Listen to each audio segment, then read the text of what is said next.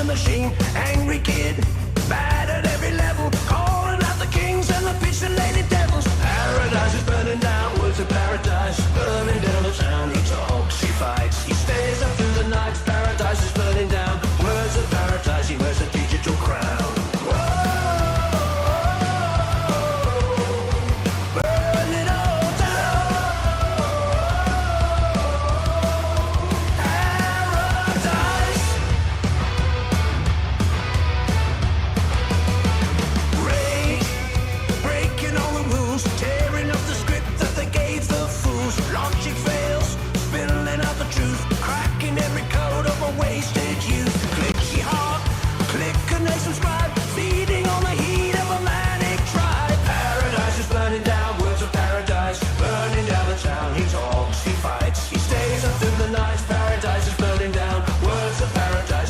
Digital crowd.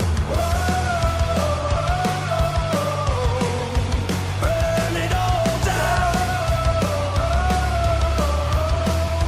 Paradise. No more monsters, no more lies, no more games. Underneath the hollow skies, one man army gets the flood, spilling out the data like it's fresh blue blood.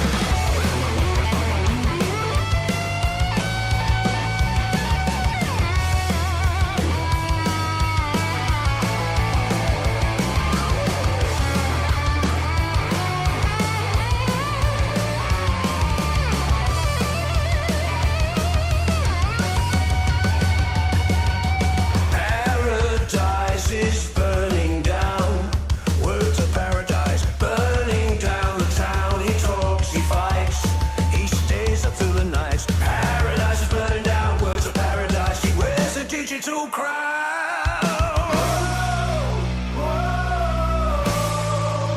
Burn it all down.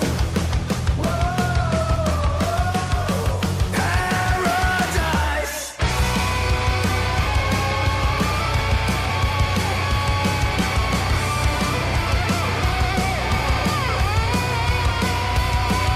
Shut it down. No more. Just walk away.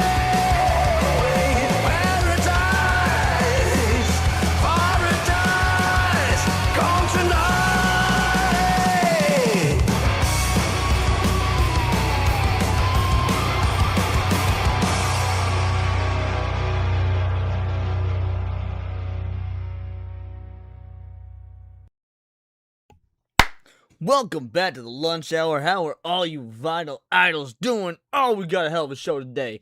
Obviously, we ain't just talking about what's in the title cards, bro. Yes, the Kino Casino quartering stuff's going down. Asmongold been banned, but there's so much to talk about. For one, and we're probably not going to talk about this one today. I'm bringing it up because I need to get y'all's opinion. Because Leaflet had a hell of a debate yesterday. I mean, just banger. So I'm wondering if maybe tomorrow we should just spend the entirety of the lunch hour breaking that down. I'd like to hear you guys' thoughts, but no, we got a lot to talk about. Obviously, we got to dunk on Hamas, Osama bin Laden, Epstein, Dog, Shucker, Fucker, Piker. The Crunchyroll situation is just banoodly. There's so much going down, and we're going to talk about all of it. Before we do, it's the lunch hour. Hope y'all getting plenty of protein. You know, your boy got that green tea. Absolutely no sugar. Let's see what we got up in this bitch. Let's see who's here. Ghost of Valhalla came in first. How you doing, Ghost? Appreciate you, my man, with the plan. Matt Stanford is here. By the way, when it comes to the casino, the Kino Casino quartering beef, I don't know shit. I don't know anything. I'm actually going to be learning about it on stream today. I've been staying the fuck out of this. But at this point, it has gotten too crazy to ignore. So I'm doing like basically a catch up. Will the fans, he's been following it. I've learned a little bit from him. But it's just, I haven't cared. But now it seems like it's just too funny to ignore. Jackass G22 is here. What is up? Fallow Greenskin. El Mervoth is here. 13 Dragon of Flight. Sleeping Nova. We got Gal Kariman. Sevi with the heavies is here. Who else? Mass Hysteria. Say something gay? You want me to say something gay? I'm a Hassan Piker fan. Let's see. Leon can learn it. You goddamn right I can. Let's see who else we got. The most you can have is here. War Wizard coming in, getting us off to a bang. putting the first $2 in the Assault on Twitch HQ jar. That's right, the Assault on Twitch HQ. This is our war chest, people. Shout out, thanks for the 2-banger. Quartering's crash out is unbelievable. That's stupid. You're stupid. Stop being stupid. You deserve that. You deserve that. Oh, fuck. Zax is already here. Yo, I would not have said what I just said if I knew Zax was already here. You weren't here when someone asked me to say something gay, right? Because that's getting clipped. That's getting fucking clipped. Alrighty. We got El Mervoth, member for 1 month. Hail this little fuse from WWE Mayhem. Learn about him, huh? Warning, you will get addicted. I listen in the background. Plus, screw Gunnar Gate hypocrite. Yeah, dude. We'll talk about all that. We'll absolutely talk about that. Respect the retro. It's been a minute. How you doing? Dokemon is here. Shout out to Dokemon. Oh, fuck. Zax was listening. Okay. Butterframe to Gold, what's up? War Wizard for another 2-banger. Just dropping them queers at $2 bills into the Assault on Twitch HQ jar. Says, I deserve that. Understandable. Stop it. Get some help. I could do this all day, bitch. I could do this all day. Alrighty. Is that everybody? I think that's everybody for now. I think that's everyone. Well, again, before we get in to the Kino Casino quartering, nonsense, let's get this party started right. Let's dunk on Hamas, Osama bin Laden, Epstein, Dog, Shocker, Fucker, Peitler. Hassan just ended his own fucking career. Let's go. Now, aside from the absolute butt-whooping that's taking place in Iran, Muslims are having a really, really bad day in America, too. Good. Off to a good start. There we go. Went from jokingly saying that I'm a Hassan fan to hearing Muslims are having a bad time. You love to see it. So Donald Trump decided to make this post. Donald Trump posted a video of Somali people enjoying the Mall of America to the soundtrack of Mad World because he's a bigoted piece of shit. Right? So, oh my God. I can't believe Trump... I forgot that YouTube copyright was a thing. I was about to just get down. I was like, oh, that's right. We're about to play a bop. No, YouTube copyright's a thing. Would post this. He's so bigoted. Except What up, the Anthony? reality is, we have eyes. And we see what is going on in this video. So your words mean nothing. Your platitudes are irrelevant, and your epithets could go in the garbage. Again, these people just assume that normal people just don't have eyes. It's like, the only reason why you have criticism about this is because actually you're just a bigot. He says normal people don't have eyes. You want to know the thing? You want to know the weird aspect of this? Normal people can see what's going on. And the reason being, because we're not forced to wear hijabs that cover our face by some sort of oppressive, satanic, demonic regime. Butterframe to Gold for a 2-banger. Have I missed your Fear Made Flesh video? My Fear Made Flesh video? I assume you mean my Flesh Made Fear. Like, if you're talking about the game. There's no video. I've never done a video on it. I streamed the first few hours of it over the course of a couple of streams on my gaming channel. But I don't really do videos on like video reviews of video games or anything. But anyway, I appreciate it. Shout out. Thank you for the 2-banger. No, actually, it's not because I'm a bigot. It's because a foreign parasitic culture is invading our country, raping our women, torturing our children, and trying their absolute best to conquer us. They're gonna... Okay, to be fair, everything what he just said is true. Everything is what he just said is true. And I'm also a bigot. That's the distinction between me and Nux. He might not be a bigot. I am, because everything that he just said is true. But I'm also openly and happily misogynistic, homophobic, transphobic, all that. And if that makes me a bigot, so fucking be it. And no, my review is just a written review on Steam. That's all. Do it through the ballot, or they're going to do it through the bullet, and that's what they're trying to do. Now, the reality is, this is awesome. And it's like, they think that if they call you a bigot, you have no response to it. Because it's like, the only reason why you don't like this is because... I do. I have a response to being called a bigot. I will drop trowel and show you how hard it made my dick. There's another culture that's here, enjoying their life. But the reality is, No one wants this shit. No one fucking wants this shit. Now, you have two types of people. You have the type of person that lies and says, no, it's actually super awesome that we have an influx of infinite Somalis into our country that contribute literally nothing and do tons of scams and shit. And then you have people that are honest about it and are like, no, actually, these people should be going home. The full quote is, this is the Mall of America in Minnesota. 85% of these people are on welfare, by the way. True. Parasites. Actual fucking parasites. And Donald Trump posted this on Truth Social. This is where the narrative is at right now. Anthony Wayne, I need you to understand something. I don't hate goblins. I will reiterate what I said in Sevy's chat. I don't hate goblins. I just think that goblins should stop controlling the banks, should get the fuck out of our country, should stop ruling our country, and should stop having us fight unnecessary wars for them. Doesn't mean I hate them, but I would like them to stop controlling the banks. So, I need to give you some context to the current Twitter beef that's been going on before I actually show you the Muslim crash outs. It's so worth it. So, these are the Twitter X accounts with the most engagement so far in 2026. I suppose I have some information for how bad it was, but geez, this is what you get when the ecosystem is broken. Basically, I saw so many goddamn right-wingers agreeing with this. Here's the dealio. Is it possible? Sure. Algorithmic manipulation is absolutely possible. But I don't think that's what's going on. I don't. Like, first of all, Elon Musk owns the platform. Makes a whole lot of fucking sense that his account would be the one that has the most engagement. I also don't know that you can actually call Elon Musk right-wing, so that's neither here nor there. I really don't know anything about his policy that is different now than what was that of a 90s Democrat, or even a fucking, 2005 to 2010 Democrat. But again, neither here nor there. Fact of the matter is, I think it just optically looks like the right wing, is being algorithmically propped up, when in all reality, this is how people felt for a long fucking time.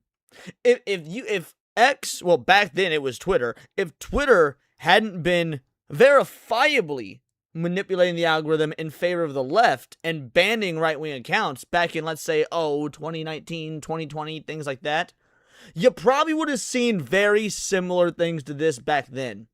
But because the CIA and the FBI all had a back door into Twitter, and Twitter bowed and kowtowed and did whatever Big Daddy government with all these three-letter agencies asked them to do, you had an artificial influx of pro-leftist accounts. I think the majority of folk just don't want to fuck with leftists because they're retarded. to say that everything's right wing, right? So red is right wing, blue is left wing, as you can see. I'll move up for a two-banger. If they're goblins, are Arabs goblin slayers? No. No, because that makes Arabs sound cool. Account, Elon Musk. Thank you for the two-banger, though. Eric Daughtery, Gunther Eagleman, Nick Sortor, right? These are all actual right-wing accounts, sure. And then you start looking at the left-wing accounts like, Mehdi Hassan, Barack Obama, people like that, etc. But then you start to pay attention to the people that are actually showing up here on this actual post. Then you start to notice a couple of really suspicious things. Like, for example, Thomas Massey has been leaning a lot lefter than he's like a super anti-Trump guy, as just an example. No. Thomas Massey has not been leaning more left. Like, criticize Thomas Massey for being anti-Trump if you want. Frankly, I don't fucking care. Also, look at his voting record. Thomas Massey votes the same way as the MAGA establishment, like 90% of the time. Thomas Massey is just probably the closest thing we have to a legitimate libertarian in the Republican Party. And he's made his stance on the Epstein stuff very clear. He's made his stance on the political aspects, his financial aspects, the very libertarian, ANCAP, political leanings, financial leanings are very clear. That's not leaning more left. That's just not going all in with MAGA. That's not the same thing. Another example is they quite literally have all sorts of people here that aren't supposed to be here at all. As an example, they have Piers Morgan as a right winger. Piers Morgan is not a right winger. Are you correct? Absolutely correct. Piers Morgan is not a right. Piers Morgan is at the nicest, the most charitable I can give him, a milquetoast lefty, a milquetoast Democrat. Retarded? Not really even a Democrat because he's fucking British, but you know what I mean, liberal. Chris Morgan is a libtard. He's like an actual fucking libtard, and they put him here as a right winger. So yes, when you have like an actual retard graph over here, then maybe perhaps it actually makes a point. But the reality is this entire chart is completely garbage. Now, that's just true. Objectively, as you can see, this got 17 million views. Everyone realizes this is like a completely retarded graph, and it's pretty awesome. No, not enough people realize it's a retarded graph. Again, I saw some accounts that, frankly, I follow, that I respect, that are ardently, you know, like MAGA or whatnot, and even they were like, yep, this is social media manipulation. When, you know, once Elon Musk took over Twitter, the right was able to take control. I was like, are you out your goddamn mind? I feel like you're only saying this shit because you need to find something to fight against. You need to feel like you're on the back foot or whatnot so that you can continue, believing that you're the underdog or whatever. Because in no way, shape, or form can you actually take that seriously. Now, the thing is, the fact that this post has 17 million views debunks it, because this is a left-wing post. So he's trying to make the point over here that right-wing politics gets pushed and left-wing politics gets suppressed, when the reality is this is a free speech app, and free speech will always move to the right, because right-wing values reality, and left-wing values propaganda and terrorism. That's just kind of how it breaks down. I know people don't like when I'm super blunt and say that, no, actually, there are good points on all sides, except there aren't. Except, you know, one side worships demons and the other side tries to kill the people. No, Nux is wrong again. One side doesn't worship demons. They are the fucking demons. That worship demons, proverbially speaking, obviously not literally, because we all know that the violence is coming from the demon side. All right, so anyway, this tweet having 17 million views debunks the idea that Twitter is just pushing right-wing slop. In fact, Hassan Piker decides he's gonna get involved too. All right, I couldn't find myself on this list, but here are my numbers, and he shows his actual numbers to talk about how I am a left-winger and I am super important, actually. Now, I want to remind you guys that Hamas, Osama bin Laden, Epstein, Diddy, Dog, Shucker, Fucker, Piker is not a left-winger. Hassan is not a left-winger. He is so far left, he is off the wing. Like the bird is outstretched, it is flapping, it is flying, and he is like the clouds over to like way to the left of the bird. He's not part of the wing. There is not a feather that is left on this bitch. He is full-on communist. The funny thing is, this actually exposed Hassan Piker a lot. As you can see over here, verified followers 22,000 out of 1.6 million, which means that doesn't really expose anything. All that goes to show is that, like we've always been saying, leftists don't pay for shit. Just like we say, these leftists don't buy video games that are made to cater to them. Oh my god, Dustborn. What were some of those other ones? Like all these games that have fucking flopped. I'm the only one I can think of off the top of my dome is Dustborn, because you know that one's absolutely hilarious. But the point is, they don't buy the shit they're asking for, they're clamoring for. So yeah, it applies to this too. They're not gonna pay the $8 a month or whatever it is to be verified on X to then follow Hassan. Why would they do that? Well, we're not going to put $8 in fascist Musk's pocket. No, just say what it is. You a broke bitch. You ain't got no money because you ain't got no job because you're going out all day spending time protesting a dumbass anti-ICE protest that shouldn't fucking exist. Like, let's be real. That's why he doesn't have any actual verified followers, because leftists don't pay for shit. Free Expression Warrior says, as a lefty, I despise censorship from either side. I agree. Well, not necessarily. I would say 95% of the case that's true. There is such a thing as good censorship. There is. If you've got public schools not putting books that teach 9-year-olds how to have gay butt sex, that's technically censorship. I'm okay with that censorship. Censorship is not inherently bad, but I would say 95% of the time it is. Fair enough. I appreciate the two-banger.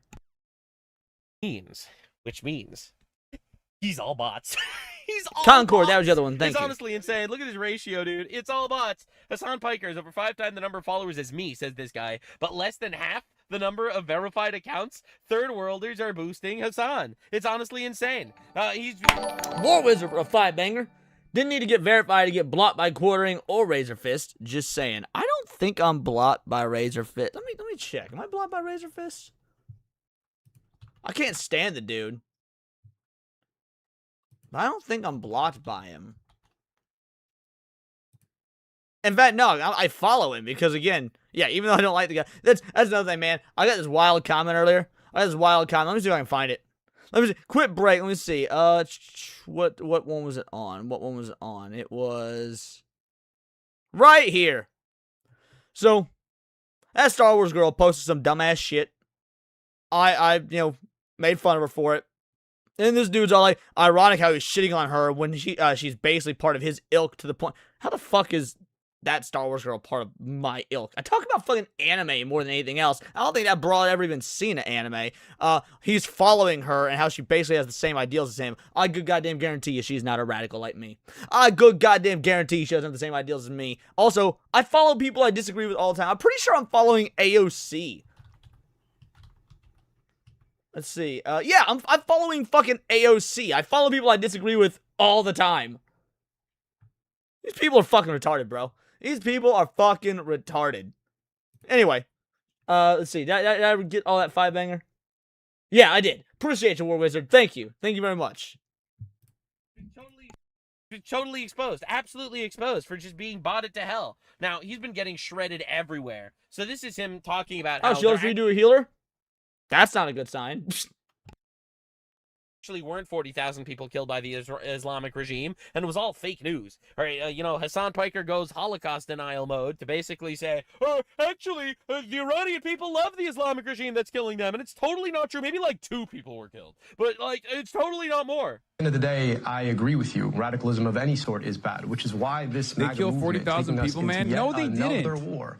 No, they fucking didn't. You're a goddamn idiot. Those are their own numbers. It's actually probably higher. It is probably notably higher than 40,000. What do you mean? No, they didn't. You're right. No, they didn't. They killed more. The 40,000 number we have came from them. If you think that, okay, you're a fucking moron. How do you know I'm that? sorry. They did not kill 40,000 people, dumbass. They did kill a shit ton of people in the process of... immediately backtracks because, of course, obviously, that sounds really bad. That he's denying that these people are getting massacred and, like, dancing in the streets when bombs are falling in their own neighborhoods because that's how badly they were oppressed. How do you know? Right, this guy believes that there were 4 million people killed in Gaza. Like, there's starvations in Gaza. I know, because I saw an AI-generated video from a Pakistani kid who was starving. The internet. Like, I mean, really, think about it for 3 seconds. Why would they turn off the internet if they weren't going to kill a bunch of people? Protest that... Next time I don't pay my internet bill and Mediacom shuts my shit down, I'm just going to be like, oh, man, they're trying to kill me. Why else did they shut off my internet? It's not because I didn't pay the bill. It's because Mediacom trying to kill me. Asmongold, it's because Hassan Piker supports Islamic terrorism, actually. And he's not actually that worried about being honest. It took place, which, by the way, America and Israel openly admit that they played a role in. Okay. Trying to assign ownership of the protests against the government. The protest was... Why do I hate Razor Fist so much? Because Razor Fist is an ideological absolutist. He is effectively no different than the radical leftists, and he pushes a dog shit ideology disguised as Puritan Christianism without any actual... without any fundamental understanding of why the right loses when it comes to pop culture. He's basically Matt Walsh in a motorcycle jacket. He's a poser. Exactly, Mervoth. He's at least my opinion, that he is a fake individual who uses his admittedly incredible writing talent to come up with these brilliant rants, these brilliant scripted rants about culture that are so devoid of any actual intellectualism, they sound smart. They trick stupid people. He's a poser. Israel, which means Iran massacring 40,000 of its people is a good thing. Also, it didn't happen. Like, this is literally the Hassan argument. It didn't happen. But even if it did happen, it's a good thing, actually. It's literally by his own admission. Say what you will about Razor. His power of alliteration is unmatched. Again, he is a very talented wordsmith. I will grant him that. systematically killing their own people, then assigning ownership of it to Israel and America. No, maybe Israel and America helped because they thought that it's bad to kill your own protesters just because they want to change the government. The people weren't doing anything wrong. He just justified mass murder of civilians because of Israel. As I've said before, Yeah, he's a Hassan terrorist. will always Supporter. fall off on the side of defending, rationalizing, justifying, Islamic and terrorism. downplaying Islamic terrorism. There it is! I'm so happy that the normies are waking up to this. I have been screaming about this, goddammit! And finally, people are waking up. Yes, of course, Iran supports the IRGC and Hamas and Hezbollah and the Houthis, and he supported Pakistan's terror attacks against India! Alright? Like, it's honestly incredible. He will always do this. It's almost like he's a terrorist supporter or something. Every single time. Bro, we need to deport this guy. But they did not kill 40,000 people in 2 days. But first, we need to denaturalize him. We need to strip him of his citizenship and then deport him. Now, we're off for a two-banger. Razor Fist is a Temu brand Bret Hart cosplayer. Bro, yes, agreed. Absolutely agreed. Thank you for the two-banger. Like, you're unbelievably dense. You have It was I love how this guy thinks that there was a genocide in Gaza. A genocide, right? A genocide that killed, like, what, 1% of the population? A genocide in Gaza after they started a war and lost. But Iran literally turning off the internet and then massacring their own people, that obviously didn't count. You do realize that they ran out of body bags in the country. All the hospitals in the country ran out of body bags because so many people were killed so quickly at the same time. 3 days, idiot. It was 3 days. It took them 3 days to do that. convinced yourself. Yeah. It doesn't We were able to count the bodies of the dead in Iran after they shut off the internet to hide the totals quicker than we were able to count the results of the 2020 election.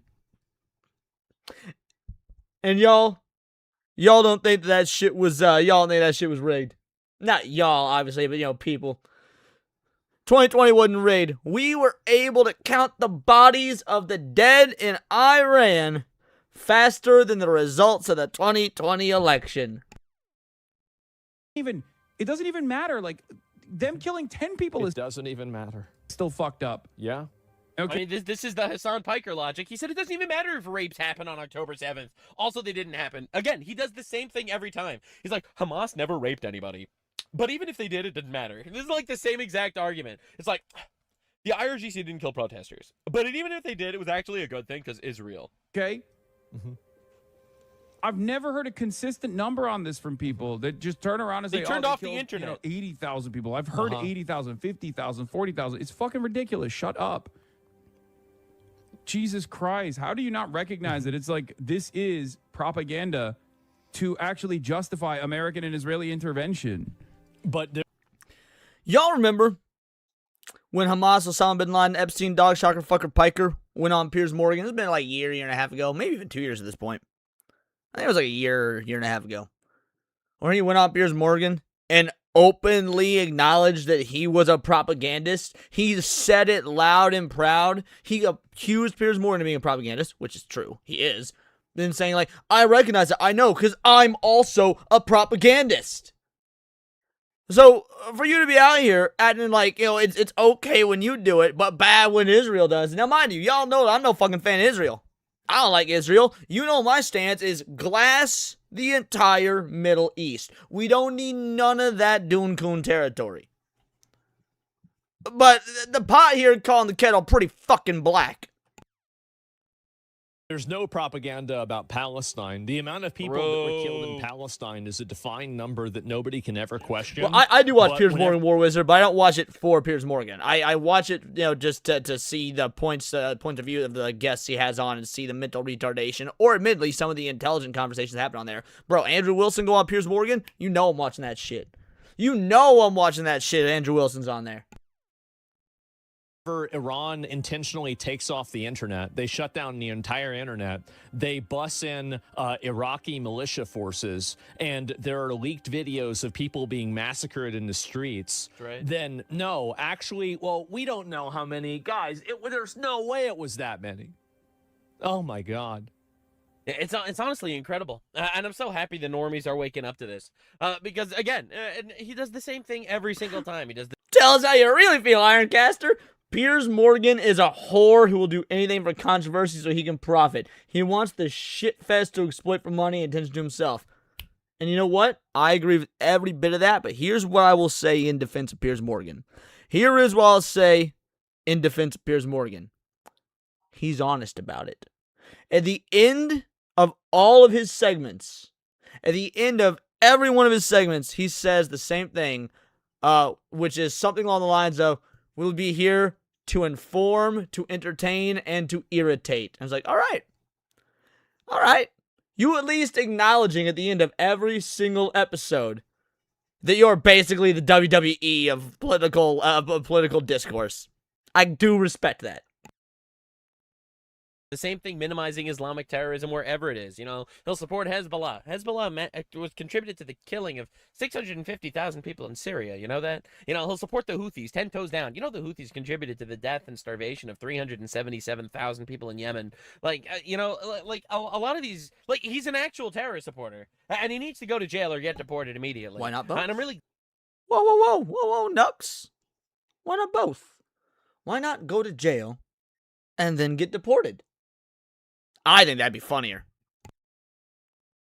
glad that the normal people are actually waking up to the fact that this guy is absolutely insufferable and evil. That's what you're leaning into. And also, do you want to know why people originally said it was 10,000? Because it went up. And so it's like, well, last year. He's not wrong. Because it went up. Like, that's true. We started with a number. Then they kept killing motherfuckers. He said he was 40 years old. This year he says he's 41. Which one is it? He's lying. He's got to be lying. Why is he giving us different answers? Oh, my God. No, this is it. And again, Hassan will always fall off on the side of justifying, rationalizing, making excuses for, and sometimes even passively supporting Islamic terrorism, like he did with the Houthis. And also that like wasn't he did with passively, Hamas. bro. So really, that's what you can expect from somebody like Hassan. And this will always be the case. And again, you can take this to the bank. And other people like him will do the exact same thing. You mean to tell me that we're... Ironcaster. Yeah. Hassan can support 1,000 anti-American terrorist organizations. He only gets bigger. He shocks one dog, and that's all that matters now. Well, here's the dealio, my friend. It's like the bridge building dick sucker. You could be a master bridge builder. You could build 1,000 of the world's greatest, strongest, long-lasting bridges. But the moment you suck that one dick, you're a dick sucker the rest of your life. Supporting foreigners that are tied to Islam, that run defense for Islamic terrorism and hate the West. That's so shocking. I can't believe this happens. Anyway, this guy could vote. And that's one of the fundamental issues with our country. We're importing the people that want to kill us. It really is like this. Now, even the regular libtards, you know, like the crazy, like, mega radical pro-Ukraine libtards, because there's still a lot of those guys. And I actually get that struggle. Like, you know... You know what? Never mind. I'm going to stow it. Let's just keep going. So, you know, Russia invaded Ukraine, whatever. You could argue that they were provoked because Ukraine, you know, they wanted to get nukes on the border, etc., yada, yada. I know all the arguments. But the point that I'm trying to make is, the regular libtards hate this guy. They just found this clip. You call Crimea? I call it a part of Russian territory, bitch. That's what I call Crimea. I call it Crimea River, a Russian river. Russia's historic access into the Black Sea, Crimea, that's like historically, fucking ethnically all Russian. So, again, Crimea was taken by Russia from Ukraine through an illegal invasion, all right? But I thought Hassan Piker was against imperialism. I thought he was a pro-international law. I thought he was against conquering land. But, well, the reality is he's not. The reality By the is way, he's the more whole than- Crimea River thing, because you say you love that Hassan thinks he's funny, the Crimea River thing. My version of that's better. My version of that was better. When the invasion of Ukraine happened, this is before I was even fucking doing content. I was just talking with my dad about it. Because my dad, like, he did not give a fuck. Rightfully so. Like, he was not, like, just jumping on the, we need to support Ukraine train, nothing like that. And so me and my dad were talking about it. I just looked down and was like, better Ukraine than me, Crane. Way funnier than Crimea River. Better Ukraine than me, Crane? Come on. Happy to be pro-Russia when Russia's the imperialist. He's not anti-imperialist. He's just supporting the other empire. All right, I think it's really important to understand what we're dealing with. Here we have a radical Islamist piece of shit, all right, came into our country. He came into our country. He's been given a piece of paper, which means he's just as American as me and you, and he will advocate for every communist, Chinese, Russian, Iranian, terrorist organization he could possibly think of to destroy us. He hates our country with a vitriol. What all up, right? Cindy? Nice to see you here, little lady. So this is Dr. Abdul El Sayed. He is running for some fucking garbage position. I think like some sort of mayor or something, or whatever. So this is him talking about how he's doing a college campus tour with Hassan Piker. Now, Abdul El Sayed. Well, he's going to get elected. He's going to get elected. Because his name is Abdul El Sayed. If New York taught us anything, it's that the commies, the Jews, the Muslims, they're all in this shit together. And they're going to do with Abdul El Sayed exactly what they did with Zoran Mamdani. Which is break every rule in the book to get this sheep fucker elected. Weird. You mean to tell me that we're importing Muslims into our country and the Muslims are going to use the other Muslims to vote for them to get into positions of power while they support terrorism? It's crazy, like, that this even needs to be said, but every fucking normal human being can see it with their own eyes. You know, and a lot of dumbasses are like, well, it's Islamophobic for you to say that all these guys, Abdul El Sayed and Hassan Piker, are out there supporting Islamic terrorism. I can't believe it's a coincidence that they're, ethnically Islamic. It's a coincidence that they're foreigners coming from Islamic countries. Is it, though? Is it a coincidence, though? Of course, the RNC actually released this clip saying it's really good that these are the people that they're having on their side. This is Hassan Piker while in China glazing the Chinese empire. Let's call it what it is. Let's call it what it is. China maxing. Bro was China maxing. His words, not mine. That's how fucking gay Hassan is. He unironically thought it would be cool to call it China maxing. Have any sort of patriotism in my heart for any, for America, but just in general. I'm not like a very, I care about people. Right. So I care about people, bro. I care about people. Not the 40,000 Iranians that were slaughtered, because those aren't people, because they were slaughtered in the name of Islam. So they weren't people, obviously. Or not the people that were murdered by Hamas or the Houthis or Hezbollah, because, alhamdulillah, it's pretty awesome when they get killed by terrorists. Not those people. He doesn't care about those people. But he doesn't have any patriotism in his heart for America. Okay, hold on. Maxing is just fucking cringe, just adding gate to the end of everything related to controversy. I call bullshit. And here's why. Because in Naruto Shippuden, when Guy Sensei opened up all 8 gates, he was supposed to die. That's the rule for the 8 gates. And yet, Masashi Kishimoto pulled this ass pull where Naruto comes in, saves him at the end, and that breaks the lore. I call it 8 gates gate.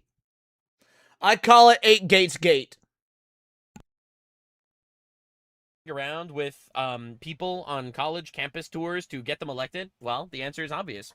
Of course. Because you think Dr. Abdul El Sayed running for mayor, you think this motherfucker actually gives a shit? You think this motherfucker loves America? You think he's a patriot? I mean, he's running for office in America. You'd think he does. You absolute buffoon. This is the soft conquest of the West. It was plot armor, and it was bullshit, Zax. I hate Unless we Shippuden. do something about deporting these motherfuckers, it's going to happen. Now, Meat Canyon, all right, famous YouTube animator, he made a little clip that got Hassan all angry, but it's pretty funny. I found you. Asmongold brought you up in his stream again today. Dude is super annoying. Yeah, I know he is annoying, because the whole thing is that he uses my name to clout chase and just clip farm. It's fucking bogus, man. Seriously. Hassan's talking about you on a stream again? He's such a fucking parasite, guys. Seriously. Yo, chat, give me 1 second. I'll be right back. Can you guys excuse me for 1 second? The clip farming's going great. We're gonna make so much money together. Yes, my love, you're doing great. Will you please kiss me to hold me over until stream is done? Only if you kiss me back super hard. Who's this guy? Yeah, who's he? Chanela.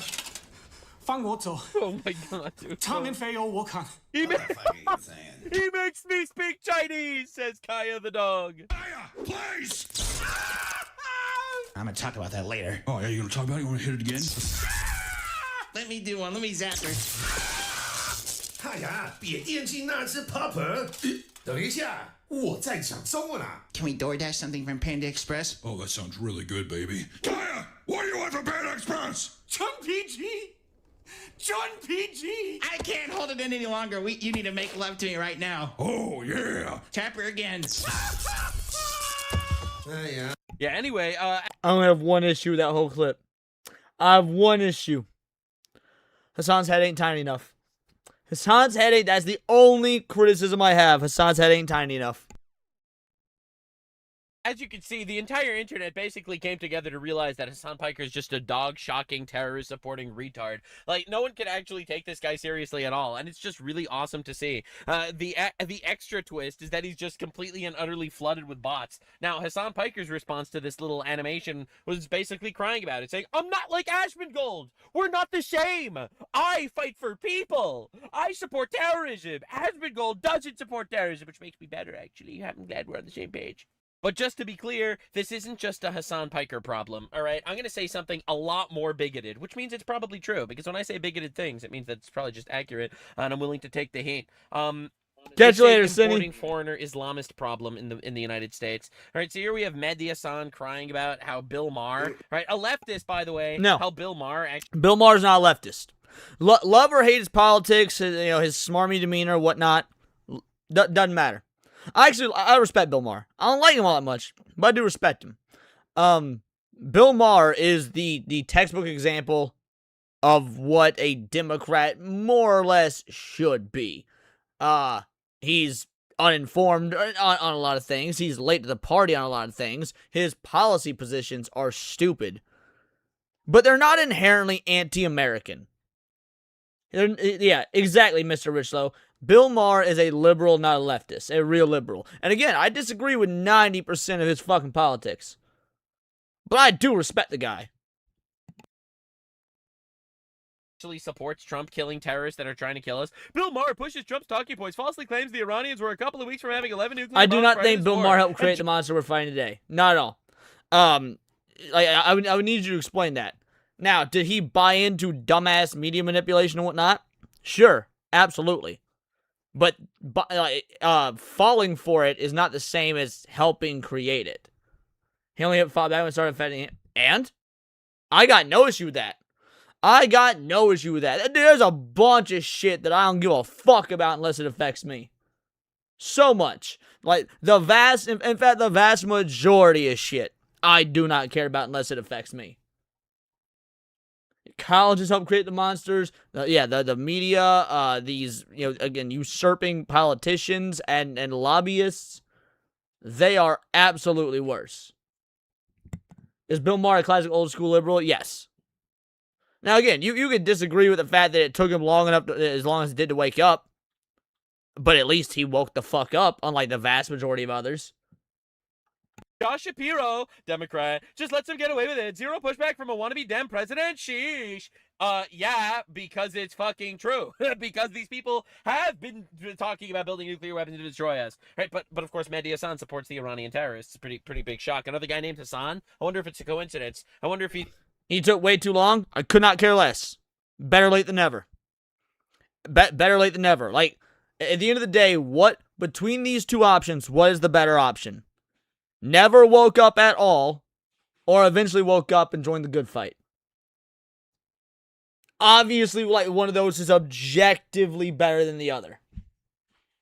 And considering the size of his platform, the demographics he reaches, the media sway, I don't know if sway is the right word, but the spotlight that he has, yeah, no, I think that it's objectively good.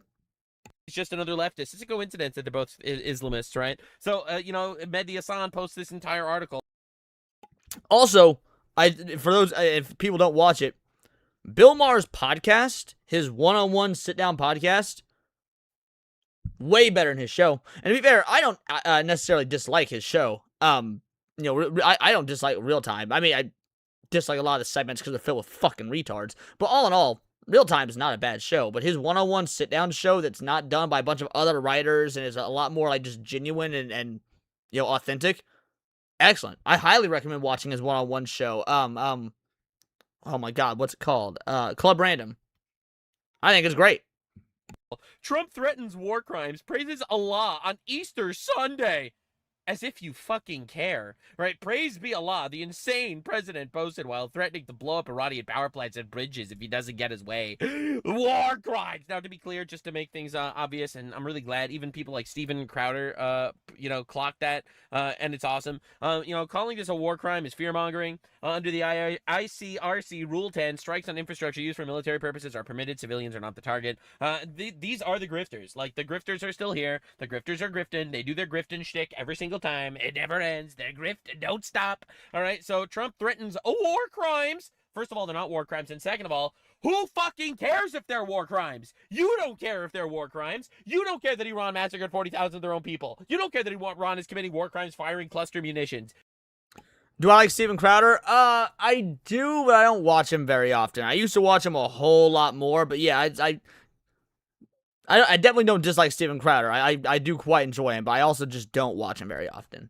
You don't care that Iran is committing war crimes striking civilian vessels in the Strait of Hormuz. You don't care that Iran is committing war crimes by blocking the economic travel through the Strait of Hormuz. No one cares about any of these things. Do you notice that? Do you notice every single person around the world that's condemning the United States for all this shit is like literally dead silent to the actual Iranian terrorism? Of course they are. Duh! Because it's not about war crimes. Because you don't care about war crimes. You're a jihadist. You don't fucking give a shit about war crimes.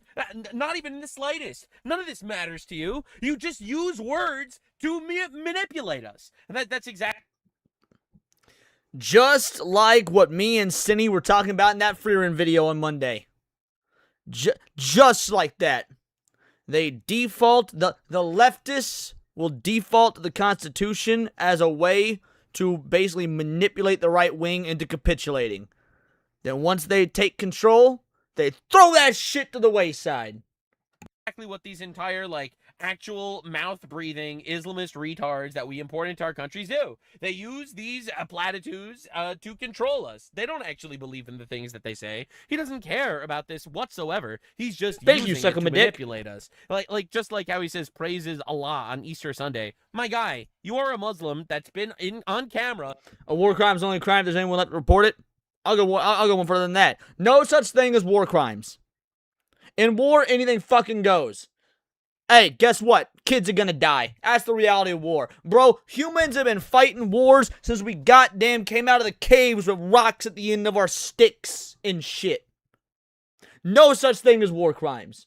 There's some unfortunate shit that happens, but guess what? There's been unfortunate shit happening for 10,000 plus goddamn years. I do not give a fuck.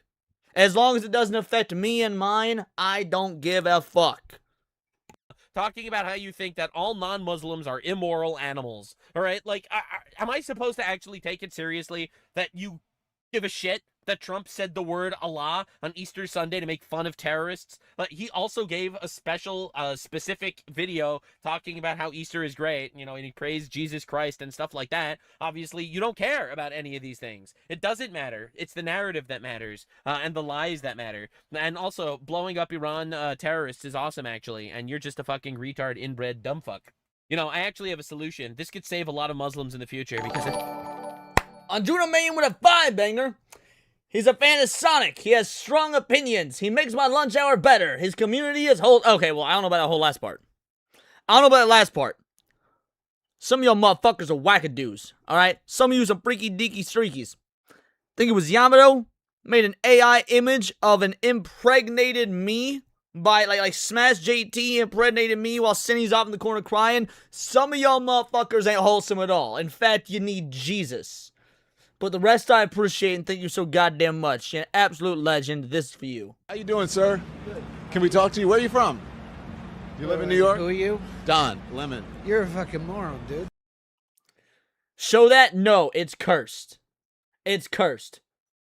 Maybe we hit a certain super chat goal. You know what? If we hit a hundo in super chats today, then I'll show it. I'm trying to get to 250 anyway. If we hit 100 in super chats, I'll show it. think both of us are on the same side. Both of us don't want innocent Muslims killed. So I feel like we can work together on this. You see, Muslims need to stop doing terrorism, and then all of a sudden there will be... And there's only one way Muslims will stop doing terrorism. If there's no more Muslims left. way less Muslims getting killed. Think about it this way. Think about the amount of Palestinians that could have been saved if Hamas didn't decide to be a terror organization. Think about the amount of Iranians saved if the IRGC wasn't a terror organization. You know, a lot of Islamophobia would just stop if Muslims would stop killing people all the time. I'm sorry if this offends you, but we really, like, are on the same page here, you know? And this just happens every time. This is just a video of people who want you and your family dead, explaining how international law was violated. And it's just so true. It's just so true. Wow, thank you so much for your explanation on how international law was violated, Mr. Jihadist, who literally wants to rape our women and children. like seriously, fuck yourself. Here we got Ilhan Omar, another a Muslim. Wow, I couldn't have seen this coming. Doing the same shit. This is the Donald Trump post. I'm going to read it again because it's one of the greatest tweets of all time. Tuesday will be Power Plant Day and Bridge Day, all wrapped up into one. In Iran, there will be nothing like it. Open the fucking straight, you crazy bastards. Does anybody else just love it when Trump drops the F-bomb? He doesn't do it often. In fact, he said in an interview not to do it often. That way it maintains its power when it's done. But when Trump just says fuck or fucking or whatnot, it's like, oh yeah, big dick power move. You love to see it. You'll be living in hell, just watch. Praise be to Allah, President Donald J. Trump. And then, of course, Ilhan Omar turns off the comments, the replies on her tweet, and tweets, "This is not okay." And you want to know why she turned off her comments? Because all 3.2K of them would be some variation of, deport this turban-wearing motherfucker. Deport this sister or brother fucker. Invoke the 25th Amendment. Impeach. Remove. Unhinged lunatic must be removed from office. Another instance of a Muslim that we import into the country with her entire community. They vote her into power, and now she uses this power to try to remove a democratically elected president for stopping Islamic terrorists. It's almost like we're literally importing people that ally with the Islamic terrorists, and suspiciously, they're all Muslims. It's kind of a coincidence. It's kind of a coincidence, but like, you know, obviously there's good Muslims and bad Muslims. The bad Muslims want to blow you up, and the good Muslims don't want to blow you up. But where are the good Muslims that are actually condemning the bad Muslims and saying that actually we should not be letting the bad... Candace Owens eating crow today? What dumbass shit did she say this time? Man, we could probably do an entire channel just dedicated to that dumb hoe. What'd she say this time? Muslims get nukes to blow us up. That's the question I'm asking, and it's probably Islamophobic to even hint that question. Now, ICE has detained the Islamic Society of Milwaukee's president, Salah Sarsour, colossal W, fuck yeah. The real question, though, obviously, is why the fuck is there an Islamic Society of Milwaukee? That's the real question, but no one wants to go there. And just for funsies, all right, this is how Hamas treats Palestinians.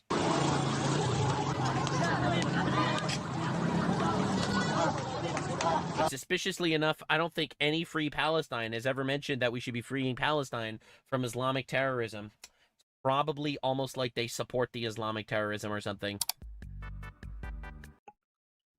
Excellent video. Excellent video. You'll love to see it. Drop it in the chat for you guys. Y'all know how I feel about Islam. Y'all know how I feel about the current state of politics. But it's great to give you guys a reminder every Wednesday and Thursday. When we start going to hard politics. Oh, that's good. Crazy Candy. Yup. The theory is someone vaxxed Candace. Keep forgetting that crazy bitch. So much people believe. Dude. She a wild gal. Can't stand that broad. She a wild gal. Hate it. Most folk weren't around in the OG Gamergate days. Most people weren't there in 2014 when Gamergate was going down. They don't know or they don't remember that she aligned herself with Anita Sarkeesian and Zoe Quinn and all of them, that she was a fucking leftist. Here's the dealio. And I say this all the time when she comes up. Candace is not crazy. Candace is incredibly intelligent.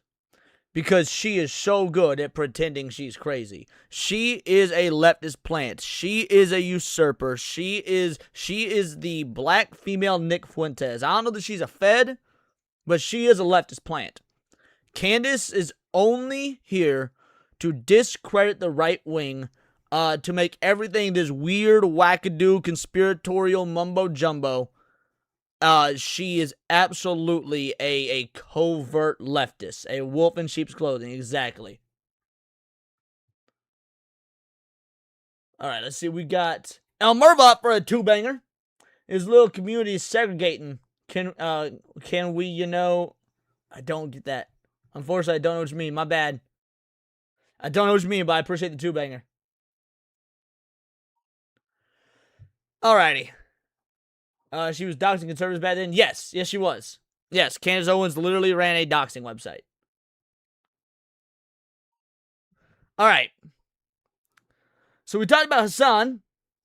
I feel like the only way to follow up talking about Hassan is the Asmongold stuff. Now, I've seen a little bit of this. I've seen about 4 or so minutes of the clips that are rolling around on X, but I haven't watched the entire video. I think we need to check out the entire video. Let's go. Guys, I got suspended on Twitch in the middle of my Crimson Desert playthrough. I don't know what I'm gonna be able to do. It's gonna be an entire week. I mean, geez, guys. I'm gonna have so much free time. Well, I guess I could start by making this video, right? So, I got suspended last night on Twitch. I end my stream, and I come back from the gas station, and I get a message, and somebody says, why can't I chat in your... I don't like... By the way, that line right there. I don't like how similar he and I really are. I mean, it's awesome. Asmongold's fucking cool. But sometimes he says shit, and I'm like, I'm starting to believe in the multiverse theory, and that in 2012, we turned on CERN, and some shit got all fucking weird. Because guess what I do every time I end a stream? Guess what your boy does when I end a stream? There's something he said there. I wonder if y'all can pick up on it. He's my twin brother. He's a little bit older than me. He'd be like my older brother, but yeah. Yep, go to the gas station. Exactly, Matt Stanford. I live right next to a gas station. You want to know what I do when I end a stream? Nearly every stream. After I'm done, I'll walk my happy ass out the door, walk next door to the gas station, and I get myself some vodka and or some soda or a gas station hot dog because I'm a disgusting, degenerate motherfucker. Yeah. When he said, get back from the gas station, I was like, oh, shit. That's my routine, dude. That is exactly my routine. El Mervat with a 2-banger. Asmon is the final evolution of Leon Digimon style. Wrong. Wrong. First of all, it's more like Pokemon. Because Digimon be doing some weird shit. Digimon, you start off with, like, a little tiny dinosaur. And then they become, like, a plant monster. And then after that, they're like a fucking, Ford Escalade or some shit. Digimon evolution make no goddamn sense. If anything, it's more like Pokemon. And as much as it pains me to say it, I'm the startermon. I'm the starter. I'm the first form. Hayden Wayne is the second form. And then Asmongold's the final form. And I like Digimon more as well, Mervoth. But like, if we're talking logistically how the character portrayals and the art and whatnot plays out, you know what? Someone could do that. That'd actually be some legit fan art. You just get an image of me, Hayden Wayne, Asmongold, and you do the Pokemon evolution. Shut the fuck up, Killer Mike. I'm not a goddamn Bulbasaur. Fuck Bulbasaur. If I'm a grass type, if I'm any grass type, first of all, it's Trico. Grovyle, Sceptile. But if we go in Gen 1, I'm a goddamn Blastoise, son. I'm a goddamn Squirtle, but the point is, that evolutionary line. Anyway, it goes me, Hayden Wayne, Asmongold. That's the Pokemon evolution. Back to the video. Stream and I'm like, well, I don't know what happened. And I look and I get a message and it says that my account has been suspended for 7 days because of hateful conduct. So this is what I did. This is what I said. I said that I didn't give a fuck about the opinions of third worlders, and then particularly in the thing that they referenced, I was referring to illiterate goat herders from Afghanistan. And this is where Asmongold is wrong. This is where Asmongold is wrong. Because they're not goat herders. They're goat fuckers. Absolute difference. Transleonomon, Warp Digivolve to Roach Kingmon. There you go. You happy? You feel like you got your fucking $2 worth of War Wizard? Again, the way this looks out in the public is not a United States. The opinions of third worlders don't matter. Like, I don't care what some illiterate goat herder thinks in Afghanistan. It doesn't. It's not even third world. The opinion of anyone that's not American doesn't matter. No offense to Zax and some of my other Canadian homies in the chat and whatnot. Become American, then we'll talk. You could be from part of the first world, or at least what is allegedly the first world, like France. France is first world, but let's be real. They're dealing with the same infestation as, the rest of the UK.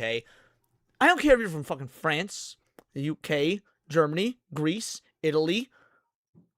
First world, third world, it's irrelevant. If you're not American, your opinion is fucking irrelevant. Matter. In the context of those people believing AI-generated videos about Iran winning the war and nuking Israel off the map. Gentlemen, I would like to confirm that I am 100% right, and you don't either. And neither do they. Because if Twitch cares about their opinions, why don't they apply Afghanistan's opinions to women on Twitch? Since regaining power in August 2021, the Taliban has implemented a system of systematic oppression against women in Afghanistan, widely described as gender apartheid. Over 70 decrees have effectively erased women from public life. See? Maybe the Taliban ain't all bad, guys. Banning education above 6th grade, barring most employment, restricting movement without a male guardian, and imposing strict dress codes. I don't know. I might support the Taliban, guys. That would be interesting, wouldn't it? But everybody knows nobody gives a fuck about them. Nobody cares. I'm not sorry. I'm right. I said nothing wrong, and nothing I said was against the terms of service. Beyond that, do you even imagine a world where somebody that says that they don't care about what a fat American thinks about the Middle East, can you imagine that this person ever gets suspended? Before we tackle that, I would like to remind you guys, because shit gets memory hold on the internet so often. With the news always like boom, boom, boom, people forget stuff, we move on. It's nice to take a moment to have some clarity, to sit back and just remember the past. Remember, those who don't know the past, don't know history, are doomed to repeat it.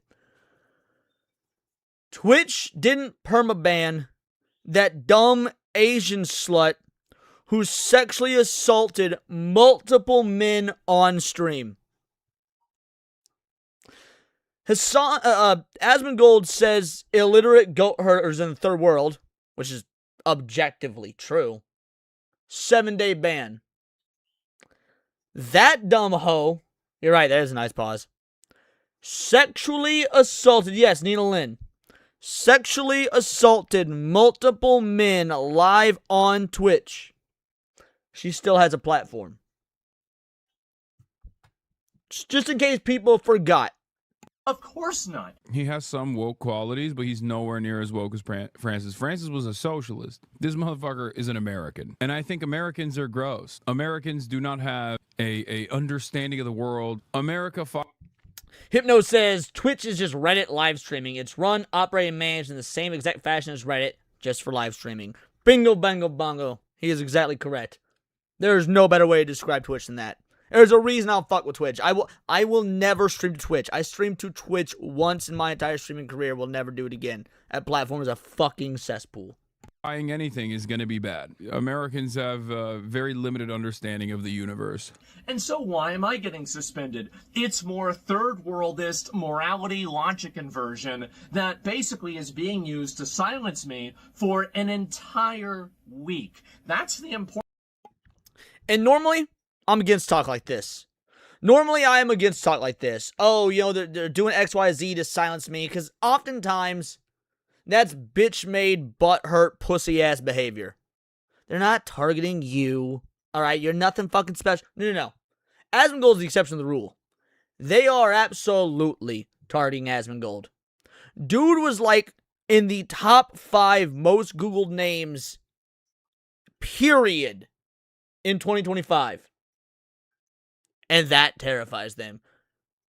Because it doesn't matter how radical I am, Doesn't matter how radical ABF is, or Erwin, or Hayden Wayne, or even Hypno in the chat there. None of us are radicalizing motherfuckers like Asmongold, and that terrifies them. Important part that I want to talk about here. It's because basically Twitch has a system where they say that your infractions or your bad actions expire within 1 year. Well, the last time I was suspended, well, we all remember the last time I was suspended, but that was in October 2024.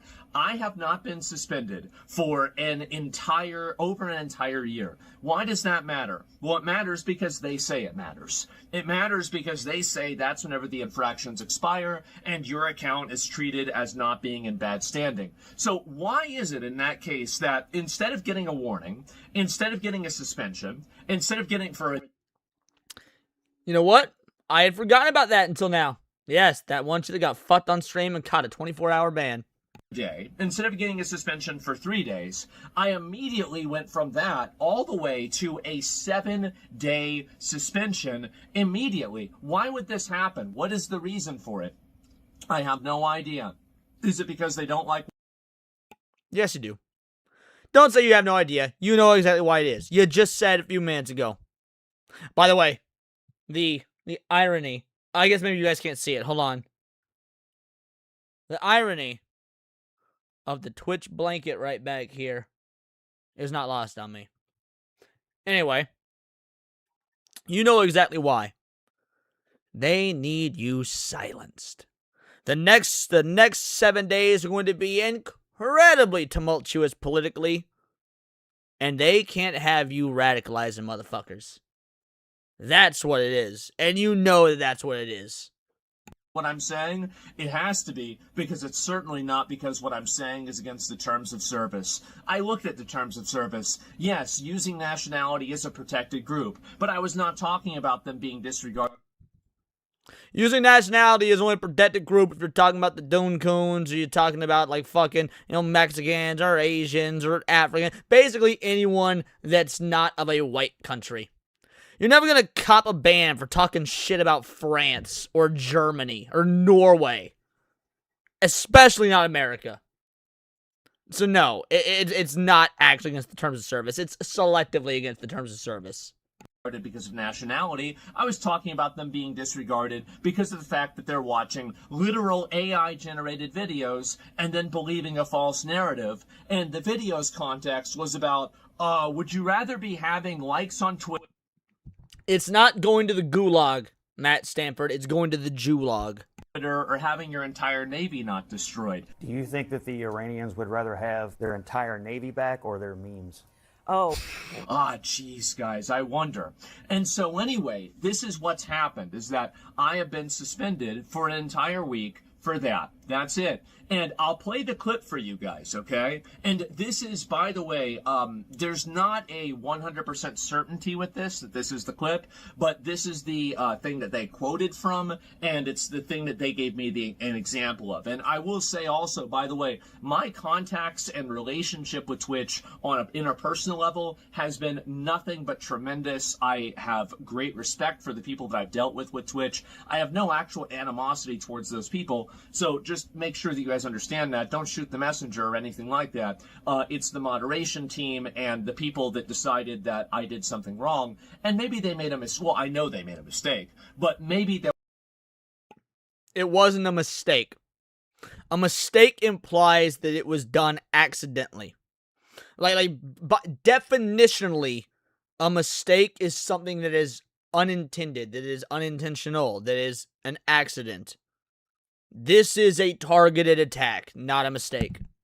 I'll recognize that, and I'll get it unbanned early. And if they didn't, I guess, well, I mean, and here's the annoying thing, right, is like, well, if Trump nukes Iran, which seems like that's getting more likely every day.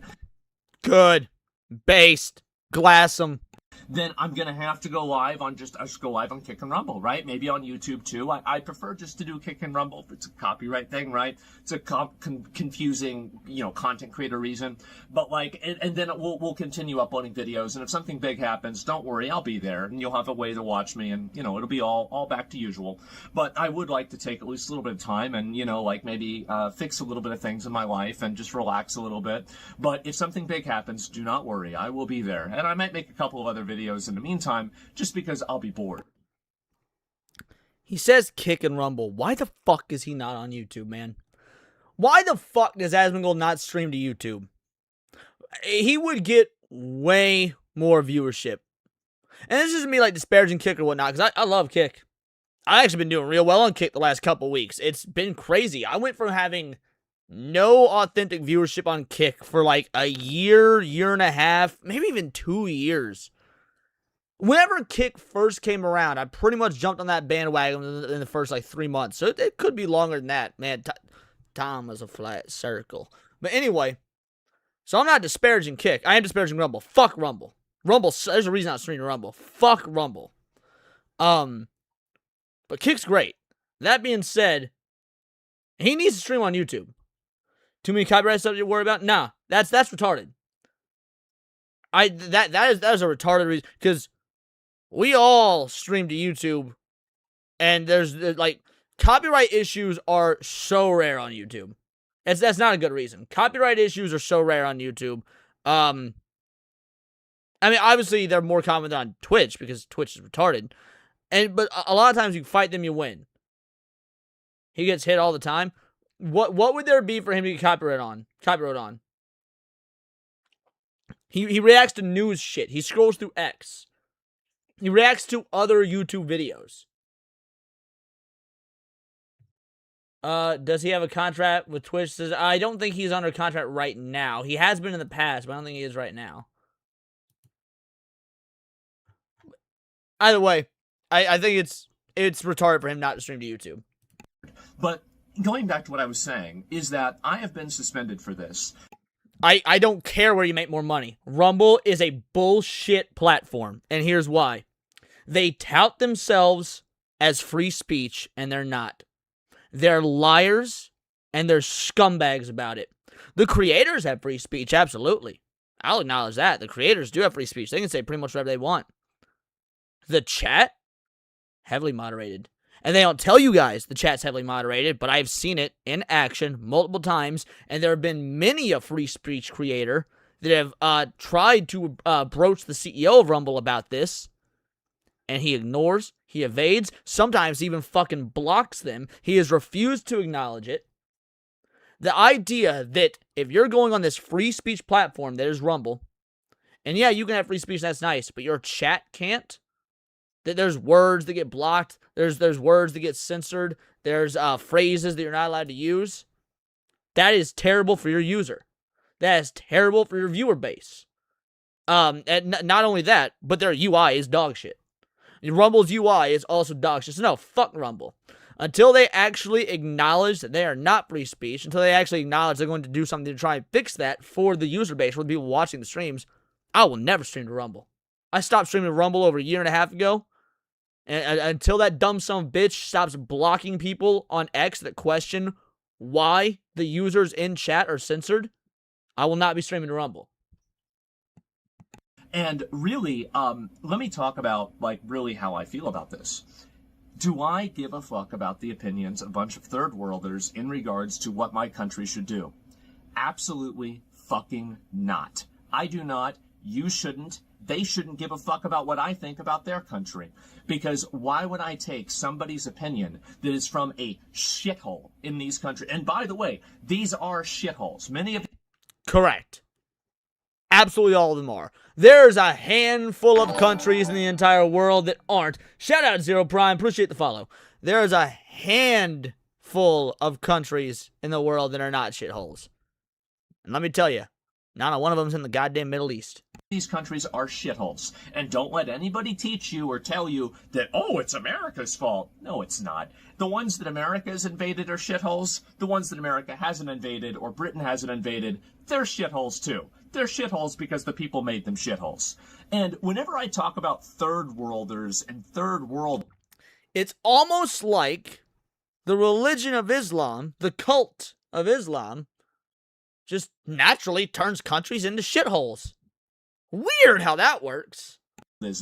I'm not even really talking about a geography, I'm talking about an ideology. And that ideology is the idea that disrespect should be met with violence, the idea that, you know, crime, dysfunction, discord, and chaos in society should be expected. They're part and parcel of living in a modern city.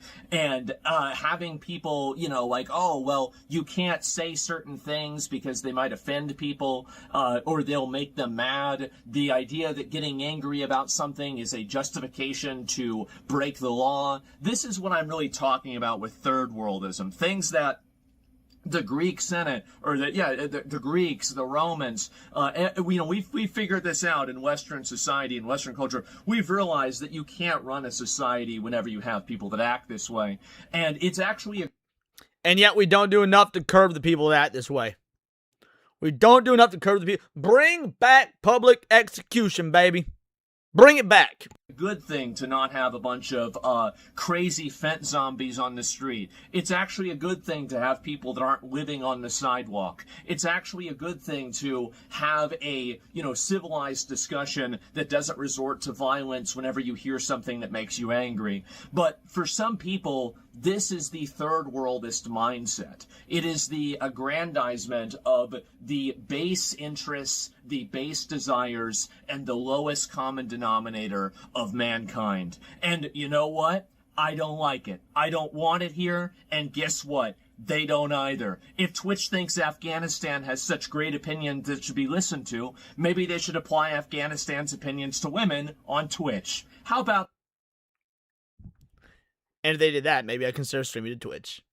If I got to just go full Muslim opinion when it comes to women on Twitch, I might consider switching over there. But until that happens, ain't no good goddamn way. El Murbot for a two-banger. People will go French Revolution soon. Getting there. I fucking hope so. I do.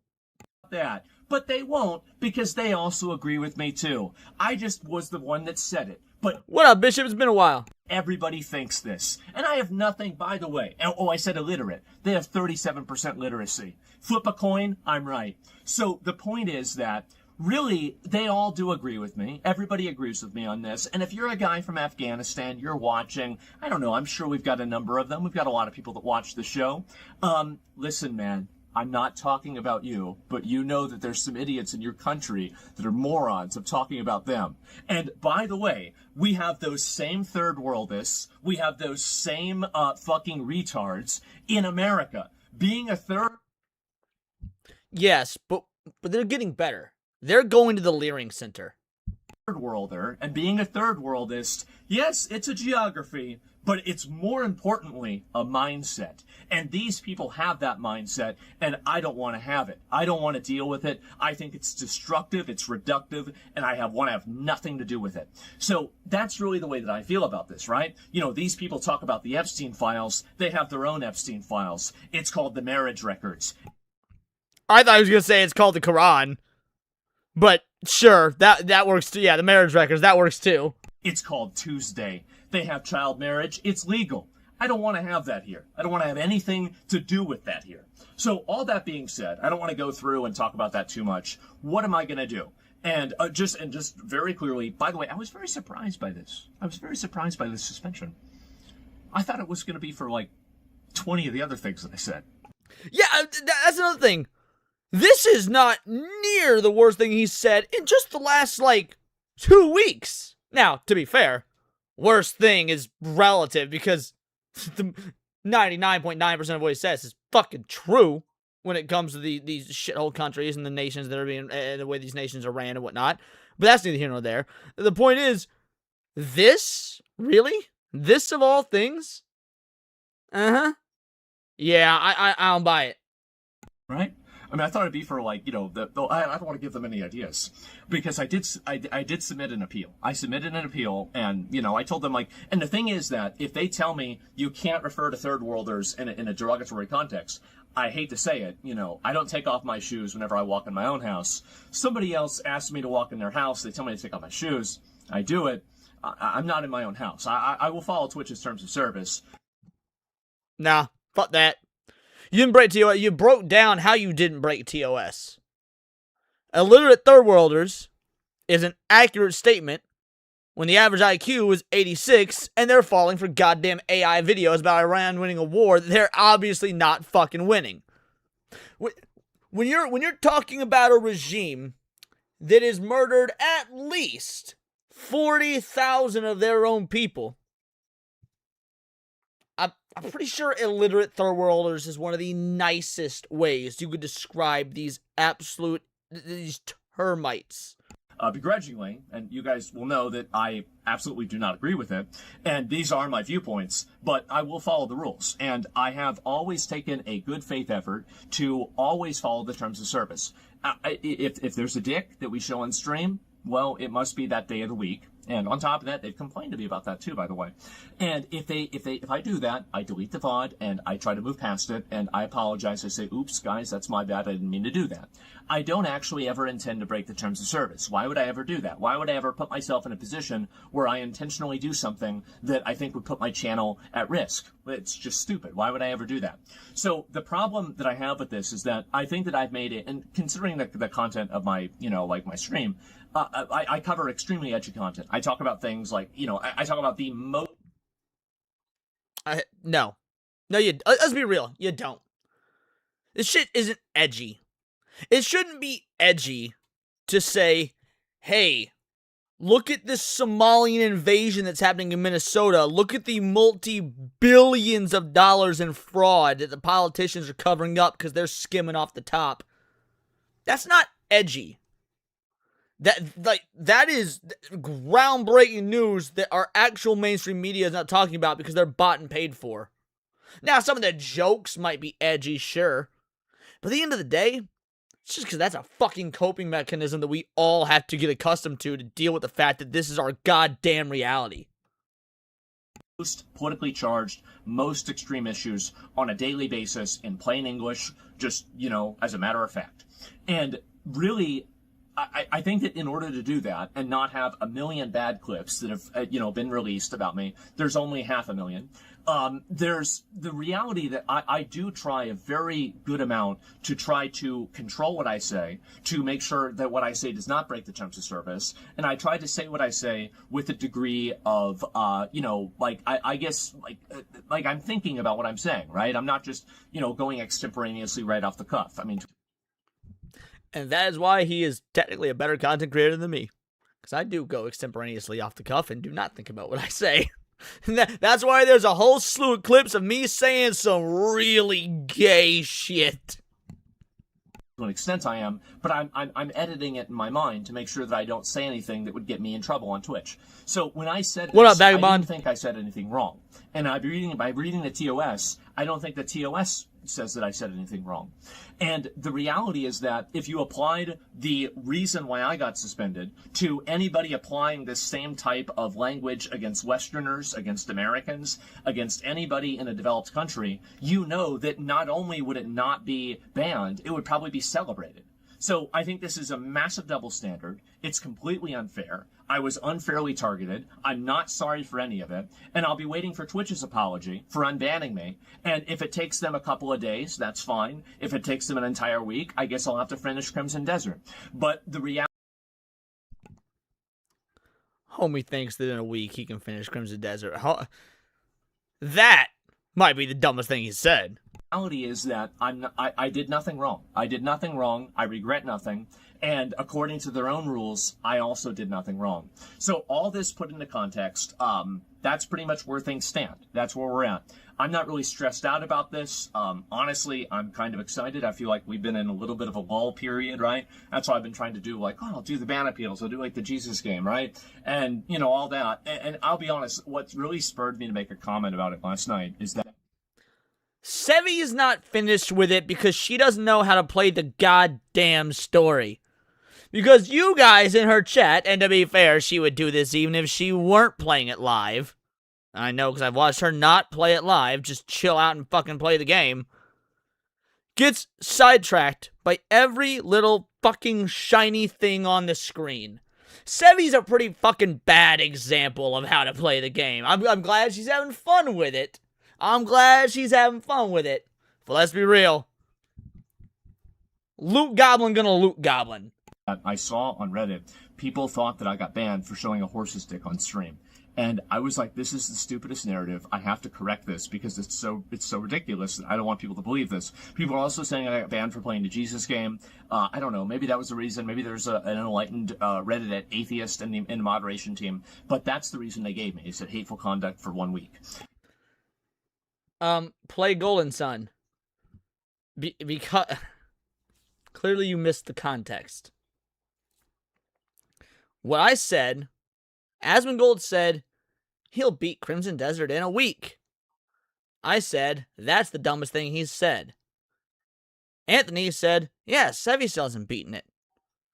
Well, considering Sevi has no concept of how to actually follow the mainline story, all those thoughts logically track one after another. Also, it was me being facetious against one of my friends as well. So, like, let's be real. I absolutely disagree. Very Dark is not. I do not think Very Dark's a better gaming streamer than Sevi. Not the slightest. I think that Sevi is much more entertaining. I don't particularly find Very Dark very entertaining. I'm gonna be real. That's just me. But point is, it was also just me being facetious against a friend of mine. I put in my appeal. Hopefully I'll get it approved. I did nothing wrong. I apologize for nothing. I said nothing wrong. The clip has shown millions of people, not millions, many people say a lot of things that are a lot worse than what I say, and nothing ever happens to them. And I think it was totally unfair that something happened to me. He is correct on all accounts. All that being said, I recognize if that's what Twitch doesn't want me to say, I won't say it. Just please explain the vocabulary. I'm not supposed to. Well, if Vera Dark is Hypno's wifey, sorry, Hypno can do better. To use, and I won't use that vocabulary. I'll just think it. So anyway, thank you guys. Well, Molly, it's been a bit. How you doing, girly? One of the 3.5%ers has shown up. Guys all very much for watching. I really appreciate everybody's support. I know a lot of you guys. I could not give a fuck less if that was harsh to say about Vera Dark. It's not like I call her a fucking like a bitch or a whore or something. I don't find her entertaining. It's not harsh to say that I don't find another content creator entertaining. That's retarded.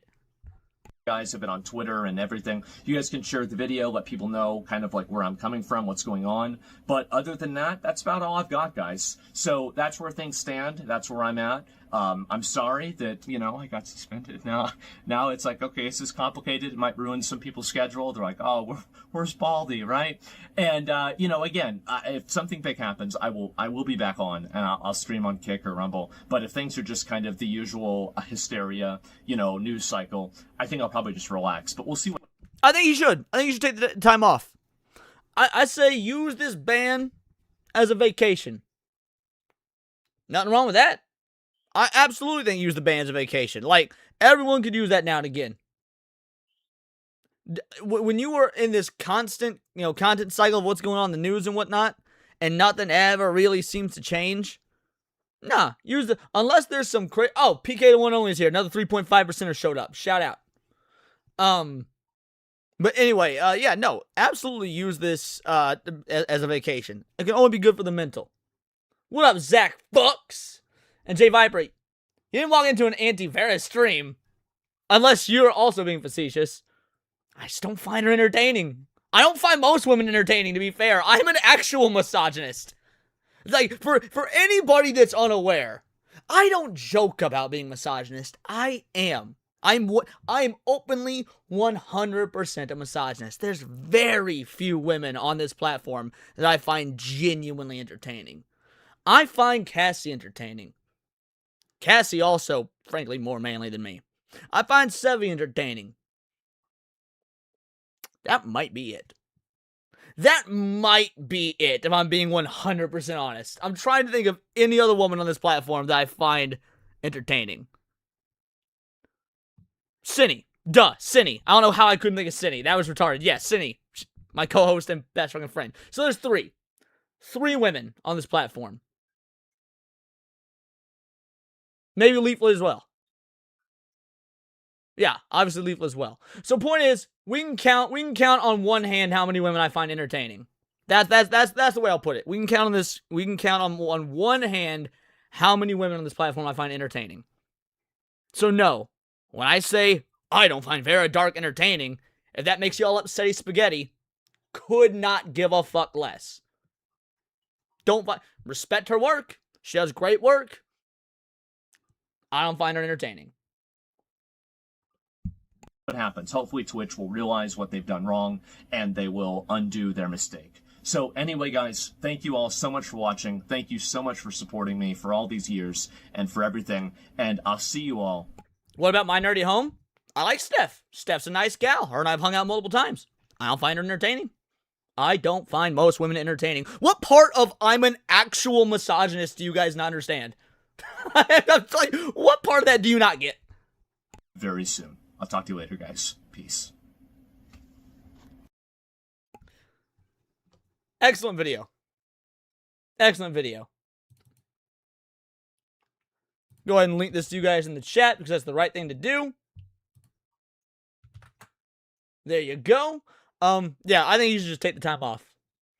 I definitely think he should take the time off, and this Twitch ban is only going to do him favors. This Twitch ban is only going to do him favors.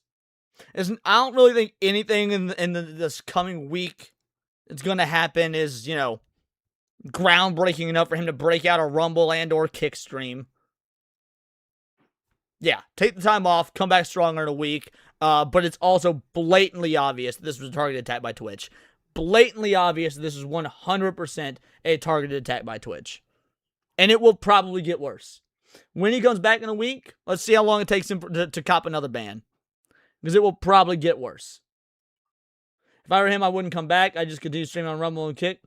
I'm pretty sure his bread and butter's Twitch, to be fair. Pretty sure his bread and butter's Twitch. So coming back is probably the smart move. But I do agree. If it were me, again, I was saying this earlier, I think he should come to YouTube. I think his reason for not coming to YouTube is quite dumb. But he doesn't need the money. It's not about needing the money. Bread and butter, not just about the money. It's also about status. It's about optics. It's about perception. And there's a lot. Plus, Twitch needs people like Asmongold. Leon doesn't find me entertaining. That's why he doesn't react to my videos. I've reacted to so goddamn many of your videos. I don't even want to hear it. Of everyone on SNH, I've reacted to yours the most. Maybe comparable to Wizard. But to be fair, I almost always agree with you. Wizard, it can go either fucking way. Wizard can go either fucking way.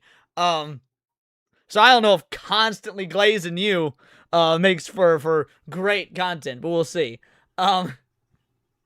He's not a terrorist. Yeah. Honestly, Twitch needs Asmongold far more than Asmongold needs Twitch. They need somebody with his politics on, and just his optics. Not even politics. A lot of the stuff isn't political. It's fucking basic goddamn common sense on the platform. If Asmongold goes, Twitch is fucked. Not like going out of business fucked. Obviously, they're gonna, continue to bleed money from Amazon until the cows come home. And there's still big name streamers on there. You got Emaru, you got Hamas, Osama bin Laden, Epstein, Dogshocker, Fucker, Piker. You got what's her name? That VTuber broad, like Pip. Is it Pipkin or is it the other one? Point is, you get my point.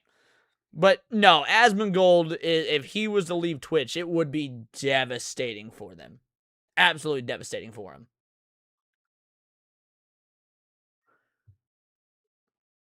Nyaru? Sure. Iron Mouse. That's what I'm thinking of, Elmer Both. Thank you. Iron Mouse. Iron Mouse. I don't know who the fuck Nyaru is. Only thing needs to raid the official gun in Twitch. I don't know about none of that. I don't use Twitch. Nanners, sure, why not?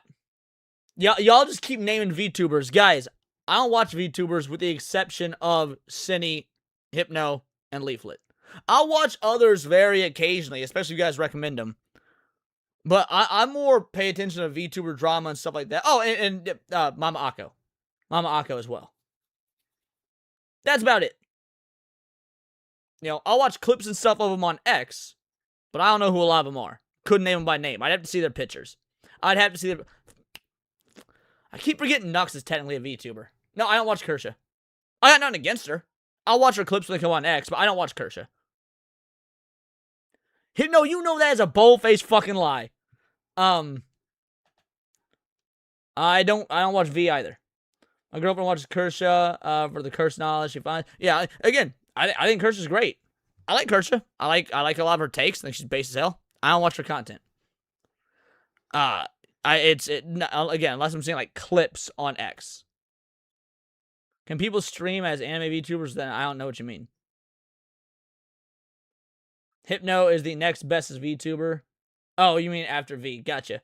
I watch Hypno over V any day because I don't watch V, and I do watch Hypno despite what he wants you to believe.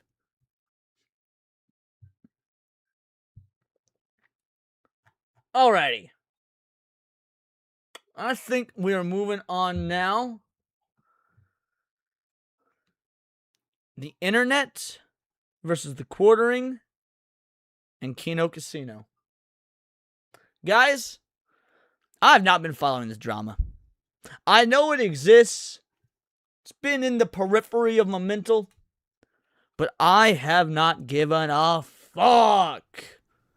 I haven't given a good goddamn. I don't fucking care. The Quartering has been just a boring slog of an individual for the last multiple years. Now, I have respected that he is, anytime small YouTubers and whatnot have had their channels fucked, he has always gone to bat for them. Always. And I respect that. That's about as far as it goes. I already was not a fan of the Quartering in the direction he took once, he started, like, siding with Melanie Mac and shit. And for some context, I was watching the Quartering before he was the Quartering. Back in the unsleeved media days, because I'm a fucking competitive, or was a competitive Magic the Gathering player. And he had one of the best competitive Magic the Gathering based channels on the internet. And then after the shenanigans went down Wizards of the Coast, and he walked away from Magic the Gathering, I continued supporting him and watching his content. And, I, for a long time, did in fact enjoy him. But man, for the last several years, dude has fallen the fuck off. And then the Goonergate shit happened. And the point is, I just didn't fucking care. But then this happened. Go to Quartering, or go to Google and you type in the Quartering, and Bull is the second option. Okay. I mean, now we gotta see what the fuck's going down. Now we gotta see what the fuck's going down, because this just sounds too funny. And there's been so much political shit. There's been so much crazy political stuff, and I love covering political stuff. But sometimes you need some good old-fashioned drama horse shit. Sometimes you just gotta be a drama hoe. And right now your boy kinda wants to be a drama hoe. Why the fuck not? I've never seen anything from Kino Casino. I've seen little clips on X of the let's get some subs and like ringing the bell saying whoa buddy shit like yes, Goonergate was a true blessing. It got all these fake ass gamers removed from the gaming discourse by their own retardation. Absolutely agreed. Could not agree more. Hypno emojis in the chat. Homie just dropped a bar. But anyway, those are like the only things I know about Kino Casino. I don't know shit about them. All I know is for some reason they don't like I don't even know why they don't like the Quartering. I mean, maybe it's for the basic ass reasons of he's fucking boring. He's milquetoast at best when he's doing his YouTube stuff. But then he tries to like be edgy, spicy on X, and even that's not edgy, spicy. His live streams are an absolute fucking slog. He's constantly shilling the goddamn maybe it's all the normal reasons that many of us don't like him. Or maybe there's more to it than that, and I don't know. So what I'm going to learn today, you guys in the chat all probably know more than I do about this situation. Let's learn.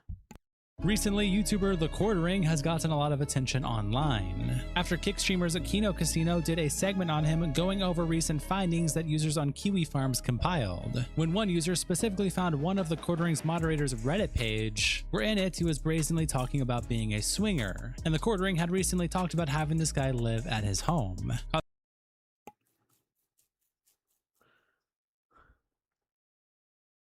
This is real weird to me. This is like, while I can imagine a lot of YouTubers get up to weird, wild, wacky shit behind the scenes. Y'all remember Nick Rekieta, dude? Nick Rekieta and his wife got up some wacky ass shit. But with Nick Rekieta, it was kind of expected because, like, the dude's a lawyer, right? Dude, like bumping 40-gram rocks and shit. Nick Rekieta was a lawyer. Lawyers be doing weird shit because they can. Like, The Quartering just seemed like one of those dudes that was so boring, so milquetoast. This drop I didn't expect this. Causing Kino Casino to speculate that this person may be former, not anymore. You guys know what I fucking mean. Doing things with The Quartering's wife. And in response to this, Jeremy posted multiple times on Twitter, including going into Joshua Moon's DMs, the owner of Kiwi Farms, and saying that no matter how much people want to make fun of him, that's okay, but his wife is off limits. Going to Josh's DMs, saying he doesn't want to have to use his connections to get Kino Casino's channels taken off the internet and deplatformed. But there's lots to get into, so let's just jump in. Welcome to the internet versus The Quartering and Kino Casino. It starts, of course, when they announce their stream. Andy Worski tweets out this clip with the caption, "Live tonight on an intense Kino Casino at 8:30, Quartering a Bull, a criminal history exposed." And then just more about what they're going to be streaming about, but here is a portion of the clip talking about their Quartering segment. Of course, when I start shit-talking lawyers is when Sevy comes back into the chat. Lawyers be doing weird shit because they can. Where's the lie? And as a lawyer, you should know all about lies. Where's the lie? Jeremy Hambley's twisted, bull, sordid criminal history exposed! Maybe here's why I don't like Kino Casino. And it's not that I don't like them, because I've never really watched them. But here's why I've never watched them. Y'all know how I feel about fat people. I can't fucking stand fat people. And I'm sure that this fat boy on the left is incredibly funny. But he's only funny because he's fat. If he was skinny and saying and doing the same shit, it would just be annoying. Like, he looks like if a South Park character came to life. And goddamn do I not like fat people. Turns out, not only is Jeremy Hambley in league with the Nexium cult, the #2 woman in the organization is a good friend of Hambley's. Not only does he have a swinging, degenerate bull over at his house, but the bull has... R.I.P. Chris Farley. There's always exceptions to the rule. Exceptions to the rule, in fact, prove the rule. I do agree, R.I.P. Chris Farley. A long, sordid, sickening criminal history of domestic abuse. Wait, what? Buddy. And breaking into houses, apparently? He broke into somebody's house, this sick freak. Like, apparently, there's a battery charge against him from his wife. There's a restraining order from a woman. There's a restraining order from an older female family member. So are they talking about his mod? Is that, I just want to make sure I'm understanding it. Or like the guy on the Reddit or whatnot? That's who they're referring to? Remember in this guy's history, he's one sick puppy that Jer is inviting into his household. For what purpose? Must be to fuck his wife. I don't know. Allegedly, why else? Why else would you be around a criminal swinging bull? I'm sure we'll find out as the video goes on.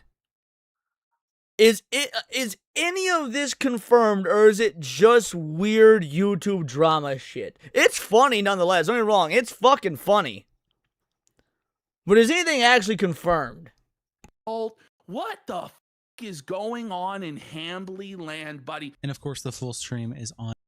A group of people that really want my attention are investigating my family and friends. That's for some scandal. Apparently, one of my IRL friends is a swinger, I guess. So obviously, this means I have an open marriage. This is fanfic stuff as wild. Sorry, weirdos, not true. On their channel, but the Quartering. Yes, Lopty did work for the Quartering. He did in fact work for the Quartering back in the day.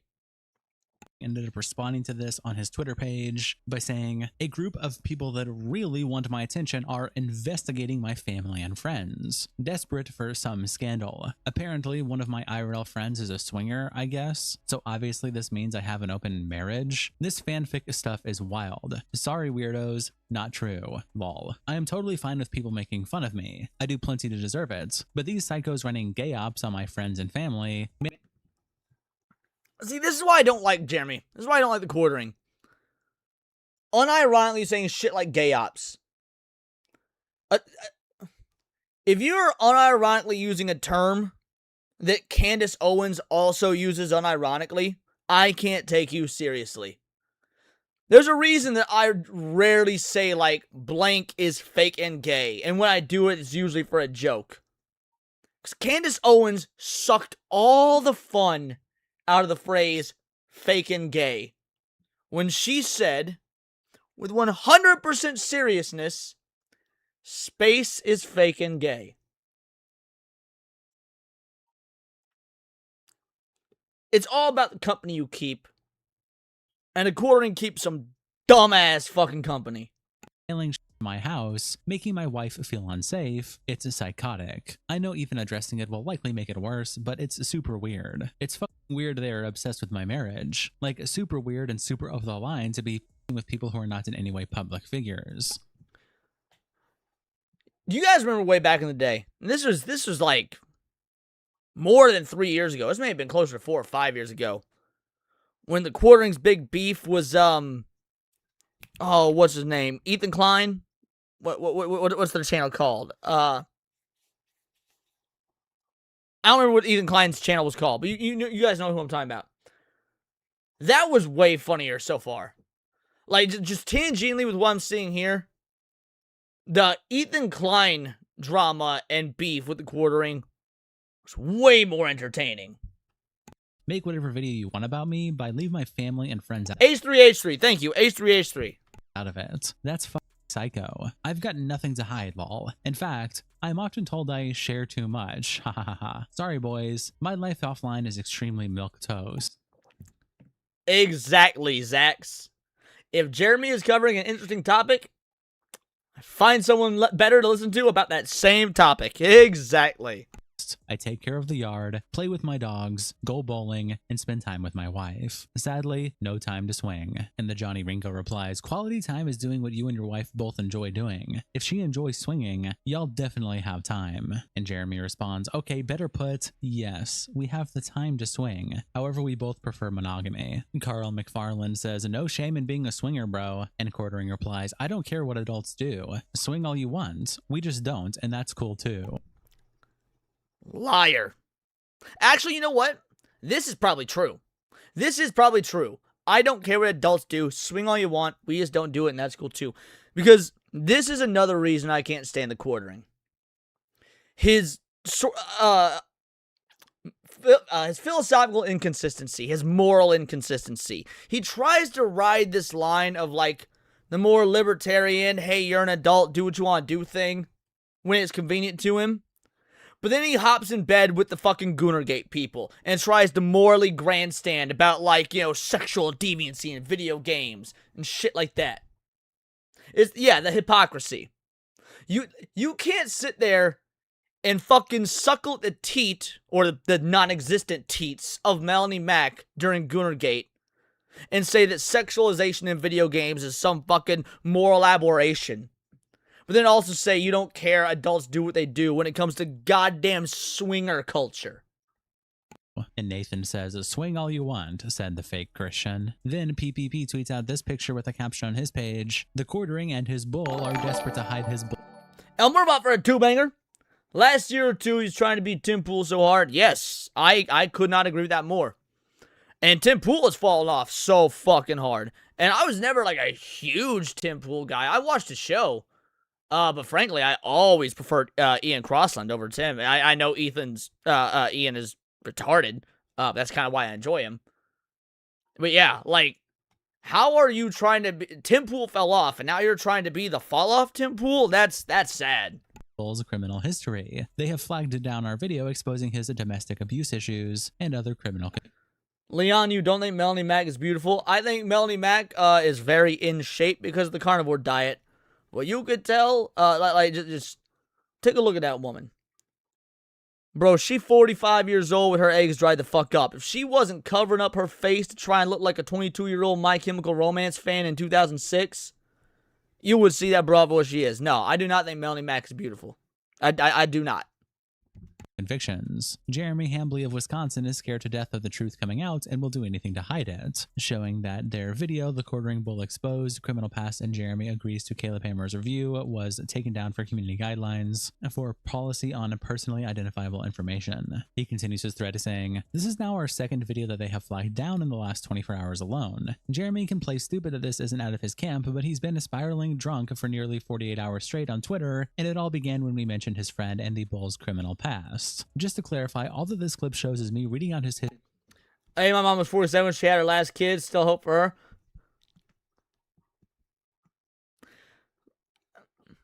I'll just let you have that one, Molly, because you're a sweet gal.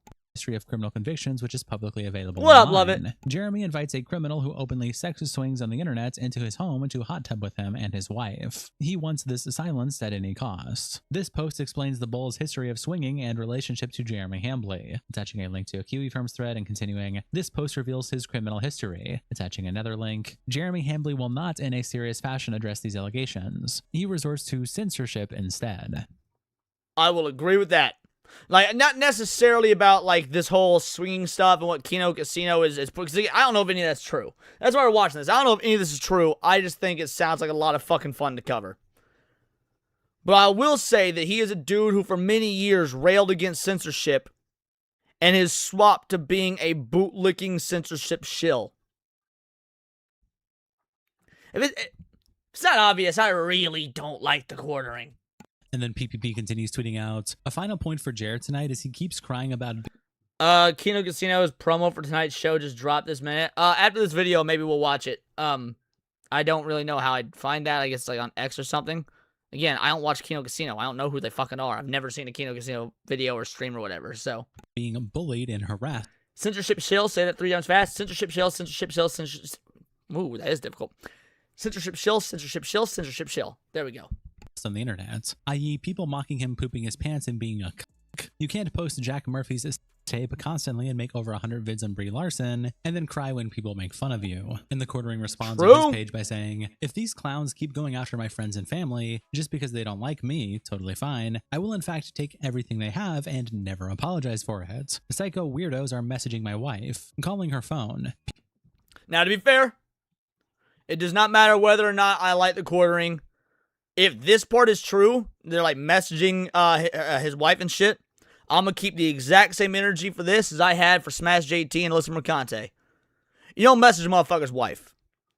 You don't send weird-ass messages or try and get people fired or whatnot. You don't take the internet drama into the real fucking world. So if they are in fact messaging his wife or whatnot, not they as in Kino Casino, because I don't think they're doing it, but like, you know, their viewers or whatnot, whether I like The Quartering or not is irrelevant. I had that energy for Smash and Mercante a couple years ago. I'm going to keep that here because unlike The Quartering, I will be consistent. People are harassing my friends. Roast me. Fine. They're used to me a line. I don't give a f what you say about me, but these psychos are harassing my family and my wife and my friends. They have no rule. That's why I said if this is happening. Whether he's shown proof or not is irrelevant. I'm giving my perspective on how I feel about it.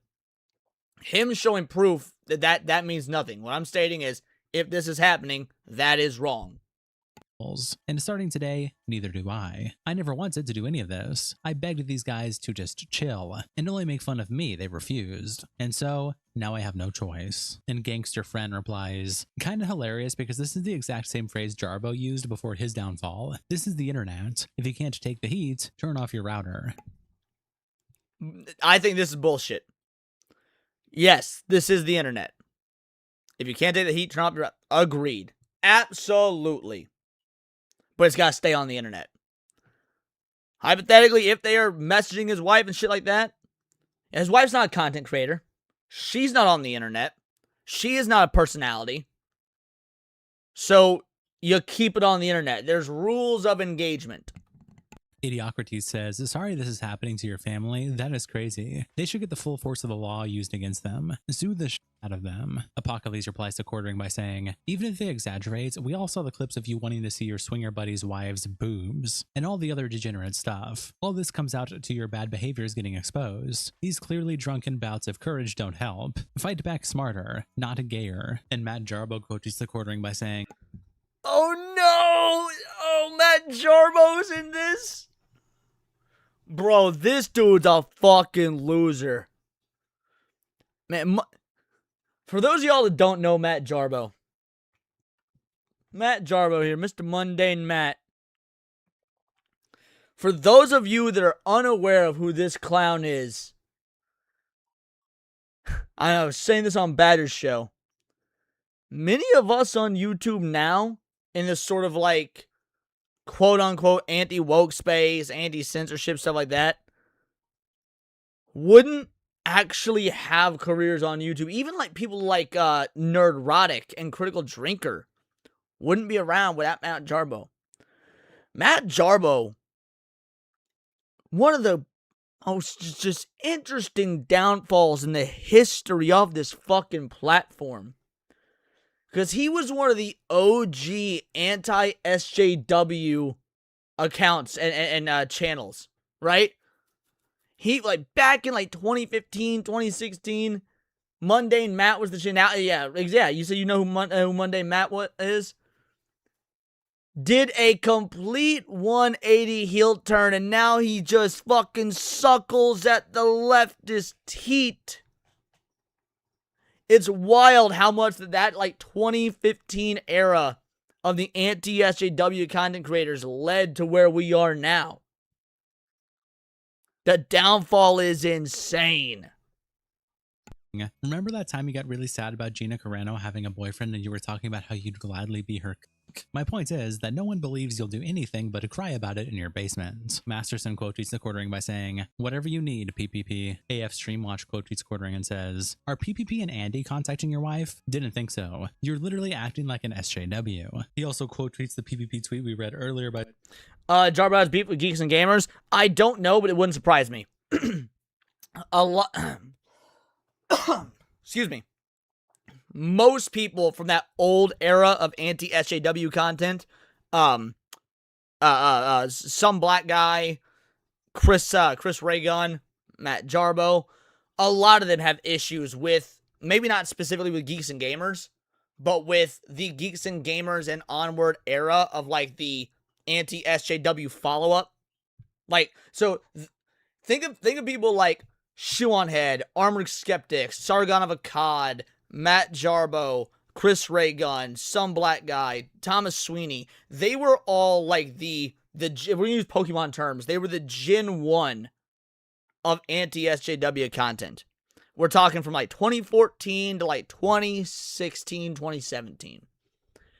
And then you start to get the rise of people like The Quartering and Geeks and Gamers, Nerdrotic, Critical Drinker, and they're all like Gen 2 of the anti-SJW movement. And that eventually morphed into anti-woke. The term SJW got phased out, and the term woke is what became the big thing. And a lot of the old school anti-SJW folks, not all of them, but a lot of them, got really upsetty spaghetti at people like Geeks and Gamers, people like Nerdrotic, people like The Quartering, because they were coming in and like stealing their shtick or whatnot. Yeah, that umbrella guy would have been Gen 2. Would have been with like The Quartering, Geeks and Gamers, all them. Same with Yellow Flash. That umbrella guy wasn't really doing it in the same vein. Well, actually, no, that's not true. You're right. That umbrella guy was doing it in the same era as the Gen 1ers. My bad. You are correct.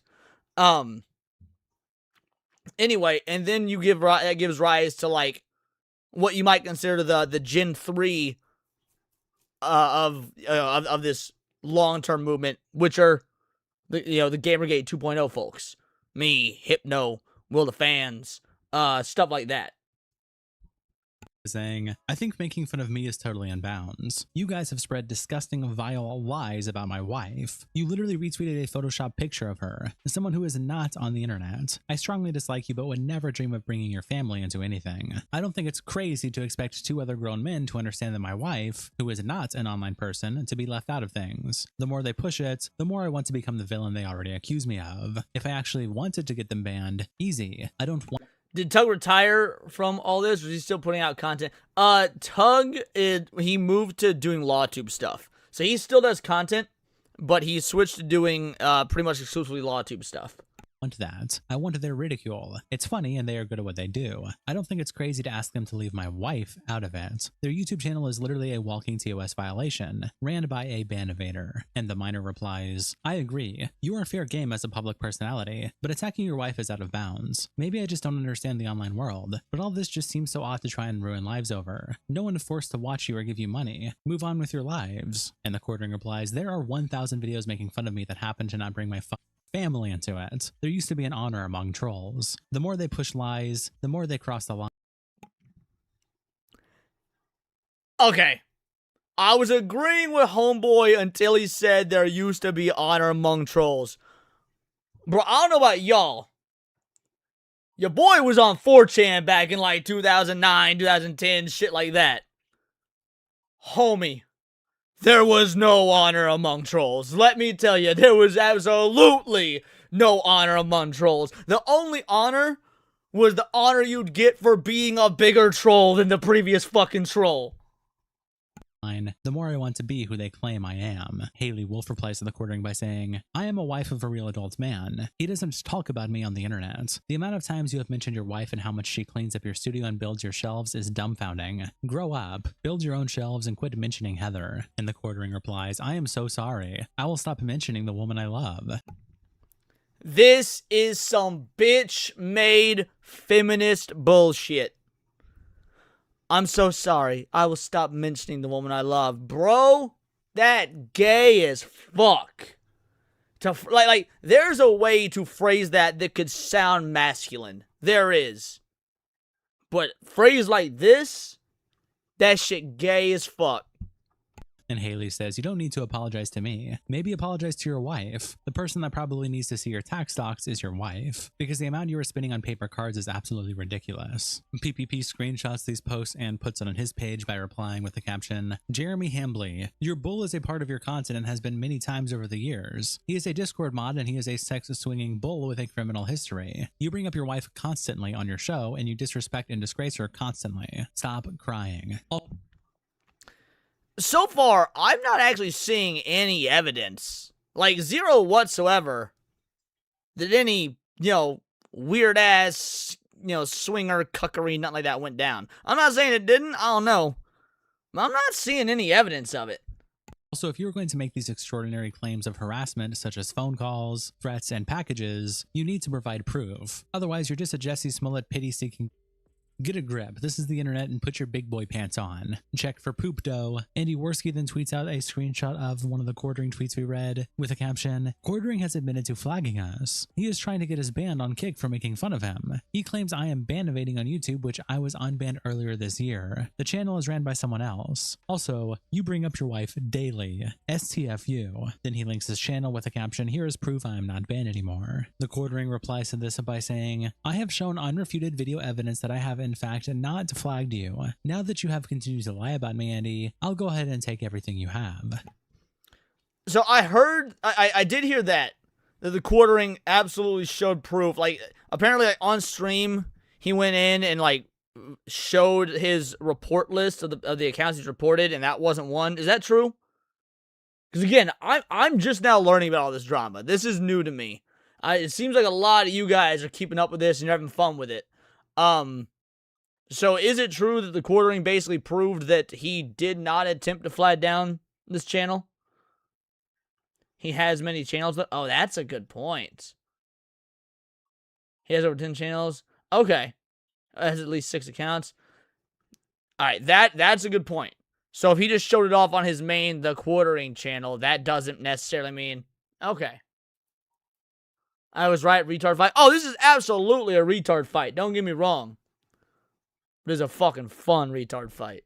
I have given you clowns plenty of runway both publicly and privately. Enough is enough. Too bad, I liked you. I have reached out privately to both him and PPP. I have reached out via intermediary. All I asked is they leave my family alone. I begged them to be reasonable. I said making fun of me is fine. They refused. They want to continue to harass my wife, family, and friends. First will be your YouTube, which is in violation of ban evasion. Easy takedown. And next will be your kick. I'm sorry, they're not getting, he is not getting his fucking their kick taken down for them talking shit. Bro, it's kick. Like, you realize how outrageous you have to be to get banned on kick? I rarely hear of kick streamers getting banned. It's happened. It's happened. But it's so rare. You're not gonna get them taken off kick of all places for just talking ridiculous shit about you and your wife. Bro, I've seen what Nux Taku and Leaflet say on kick. Kino Casino, fine. I literally begged you two to be reasonable. I tried everything. You chose this. All I wanted was to let you guys dunk on me. All their fans justifying on making my wife live in terror. I hope you all supported them financially because it's your fault they are about to lose $100,000 a year. And Tristan exactly, replies, Matt. keep it legal. Don't stoop to their tactics. And the Quartering says that's easy. Meme Kobium quote tweets Quartering's post by saying, the unrefuted video evidence was immediately refuted. All he did was show the Quartering channel reports. Anyone with a brain pointed out Jeremy has dozens of channels he could have reported from. He could even create a new one just for flagging. The fact that he's going so hard on this proving his innocence without even acknowledging the other possibilities just makes him look all the more guilty, and as slimy as a Walmart bathroom, after he's had his way with it.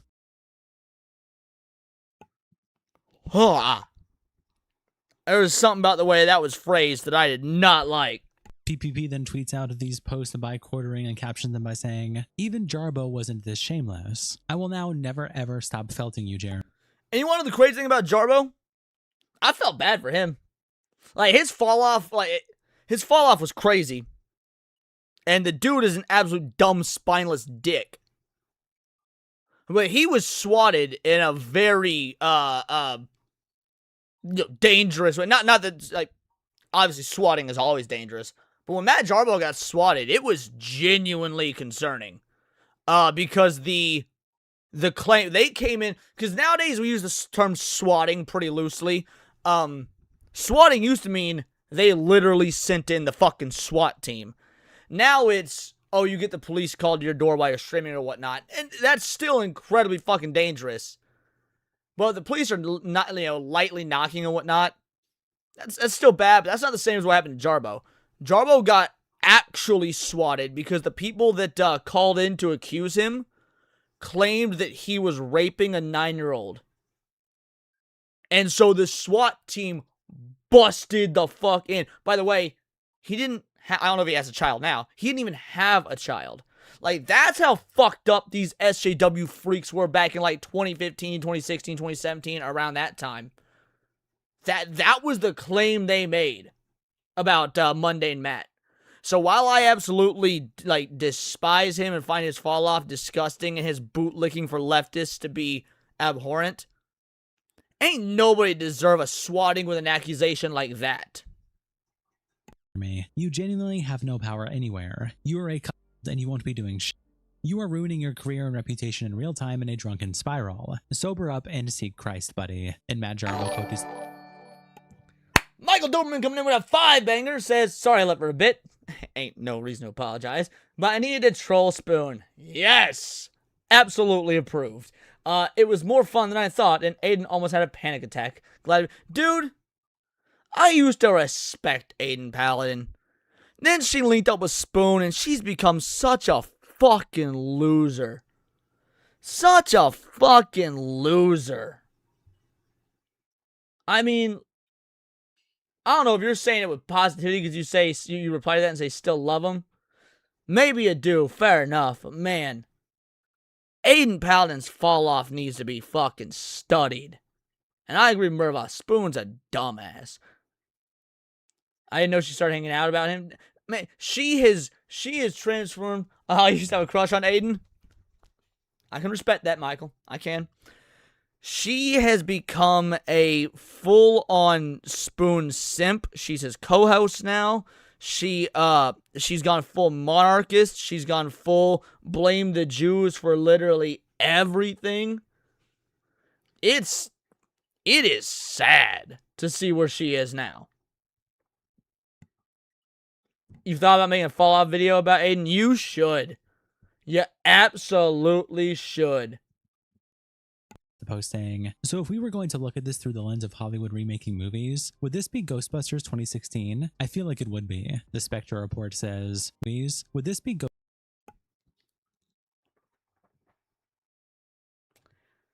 Say what you will about Matt Jarbo.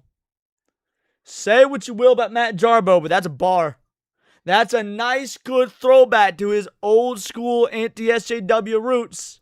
If we were going to look at that through the lens of Hollywood remaking movies, would this be the Ghostbusters 2016? Because, dude, again, this was the primo anti-SJW era when he was making content. This is a nice throwback to his old content. Damn.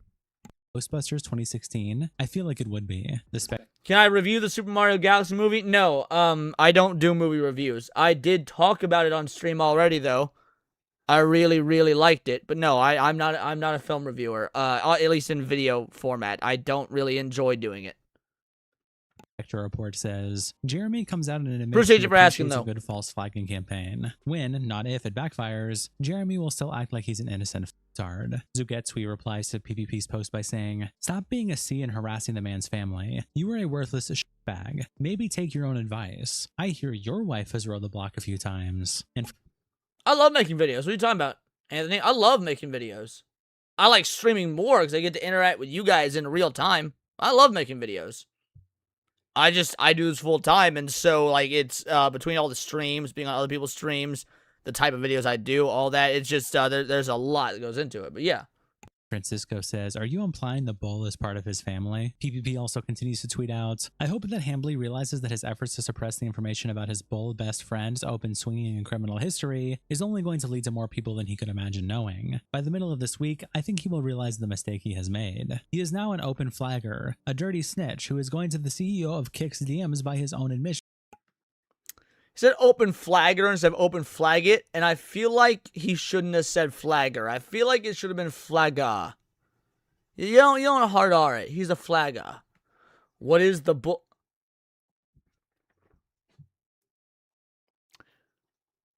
Future boy, you're so innocent. Nobody tell him. To cry about being called a cuck. He is threatening life ruination over mean words online. He is burning it all down online. And when I say nobody tell him, I mean, because I'm going to tell him. Future boy, one day you might be old enough for this. When you were in a committed relationship with a woman, sometimes you're a loser cuck simp. And as part of being a loser cuck simp, you have other dudes fuck your woman. And those other dudes are called a bull. And now you know. Right now, because we are right, and he is a cuck.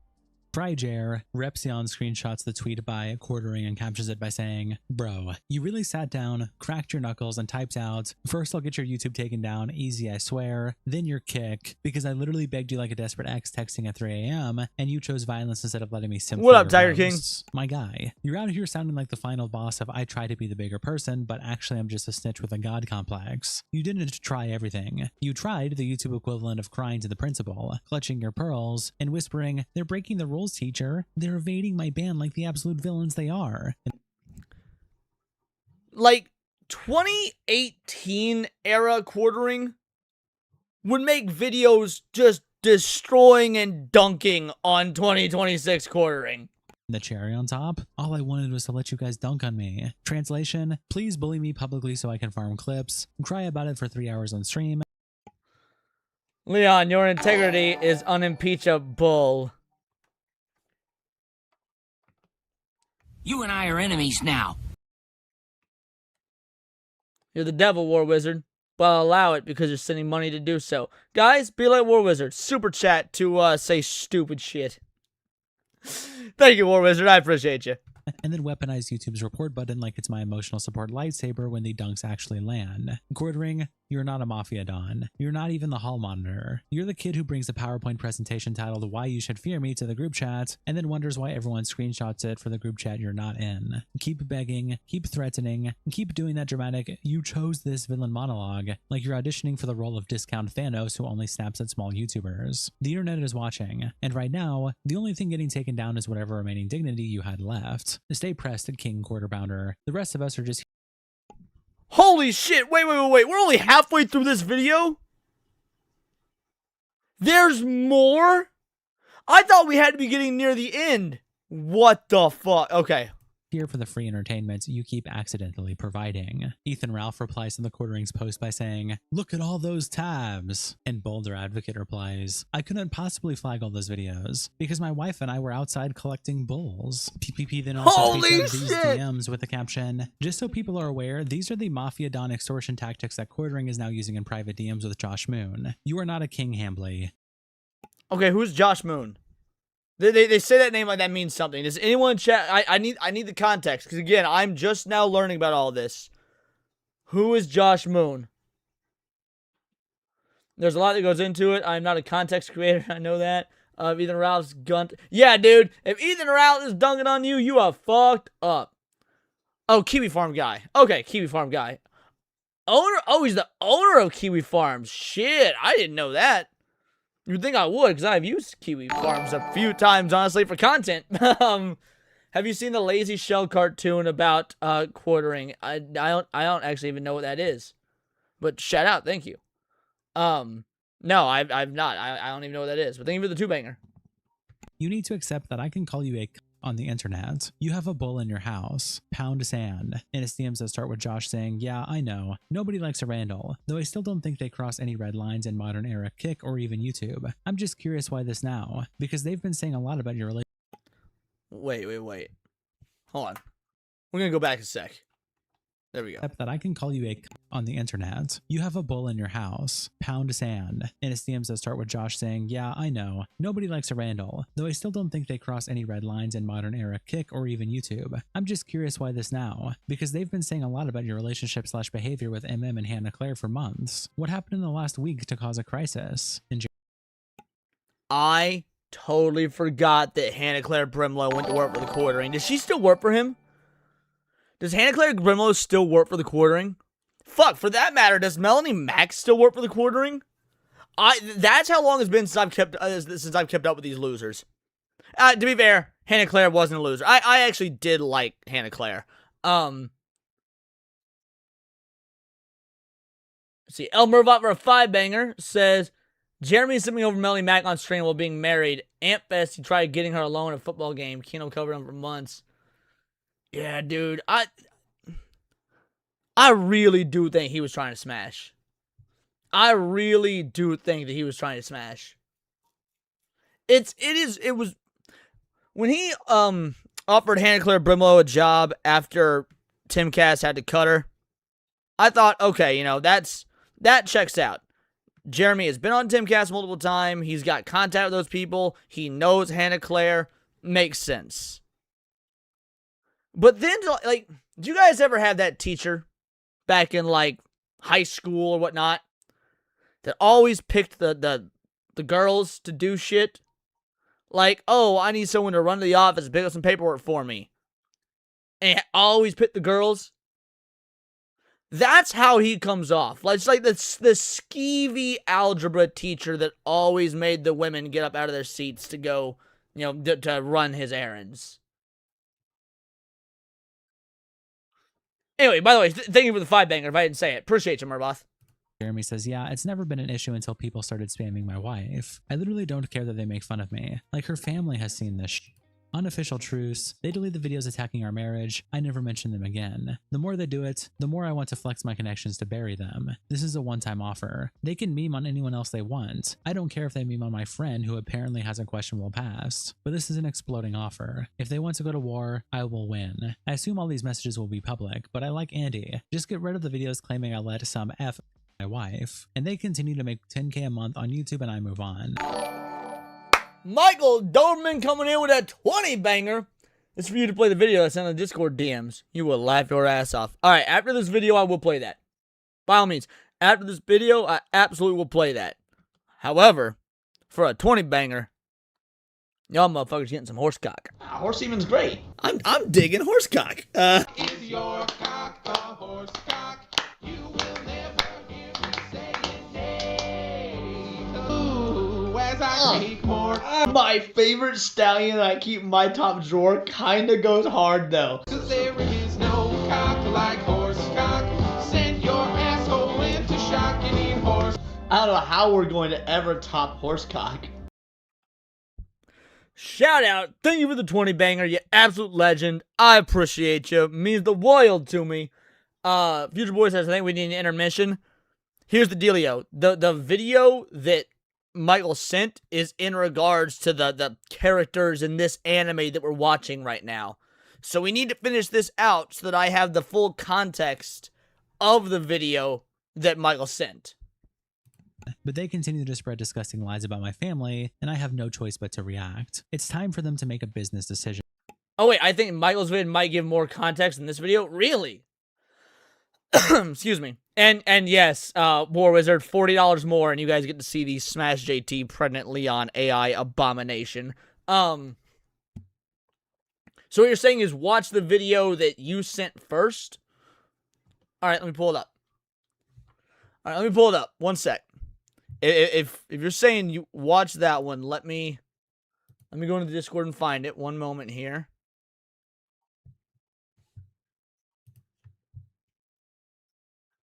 How much do you pay to not see that? Hey, I didn't want to show it off either. That's why I said a hundo. Alrighty. Let's... What the fuck is in general chat? Oh, no. Trying to be a drama whore. I mean, okay. PK one and only. I see what you post in the Discord. I'll need to see what you did with that.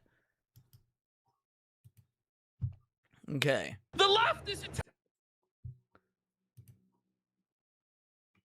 Alright. Kino Casino versus the Quartering summed up in 3.5 minutes. Let's go. Attacking my bowel movements! My toilet is under attack from the woke left! Definitely tired. He's tired! He's sleepy! Ever notice how dark and sunken in my eyes are? We've noticed how dark the bags under your eyes are, buddy. Are these impressionists, or is this the Kino Casino guys? That's a really good impression. These are impressionists. I only talk about it every day. He's Raccoon Man! Little tired today. Oh, they're using... These are direct sound clips. Okay. It was a long He's night. always tired. What are you fresh? Oh, man, look at him, though. He is tired. I'm gonna take a nap. Take a day off. Look at his eyes. They're just bloodshot. Look at his left eye. It's completely bloodshot. I'm tired, boss. What are you guys going up to? What are you guys going up to? Fail. What are you guys up to this weekend? Whoa! Oh, there we go! Whoa! Oh, buddy! Distraction alert! He has a problem with words. His brain doesn't work so good. He's not focused. He's trying to be an actual entertainer with these problems. Why do people watch Kino Casino? Are they funny? The animation here is well done. I'm liking the way it's animated. But the more I hear them, the more it just makes me not want to fucking watch them. Shit. He's Mushmouth. He looks like my UPS delivery guy. Not the first person to say that. Yep. It seems to be a universal recognition that he looks like a fucking UPS driver. Well, now I'm just gonna upload all the terrible ones so you guys can watch me suffer. Or suffer, as some people like to say. He's rolled over and showed his udders and just embraced being a lolcow. He's like, yeah, I guess I'm in my lolcow era, boys. Here you go. Make sure you get this close up when you milk my udders. I just jumped I just did my little trampoline. I want to see Jared do tricks on the trampoline. You think Jared can do a 360 backflip, buddy? He's gonna poo his pants on the trampoline, guaranteed. I'm gonna have to shit for sure. What the fuck is this fever dream? I was felt like drama farm stuff to me. I'm not a fan of that kind of stuff. This is so... For someone like me who has no context for any of this, I'm so fucking confused. The pooth is out there, pal. I have anxiety diarrhea. He has anxiety diarrhea. I was getting like diarrhea a lot. I had to run a red light and still some came out. Can you imagine?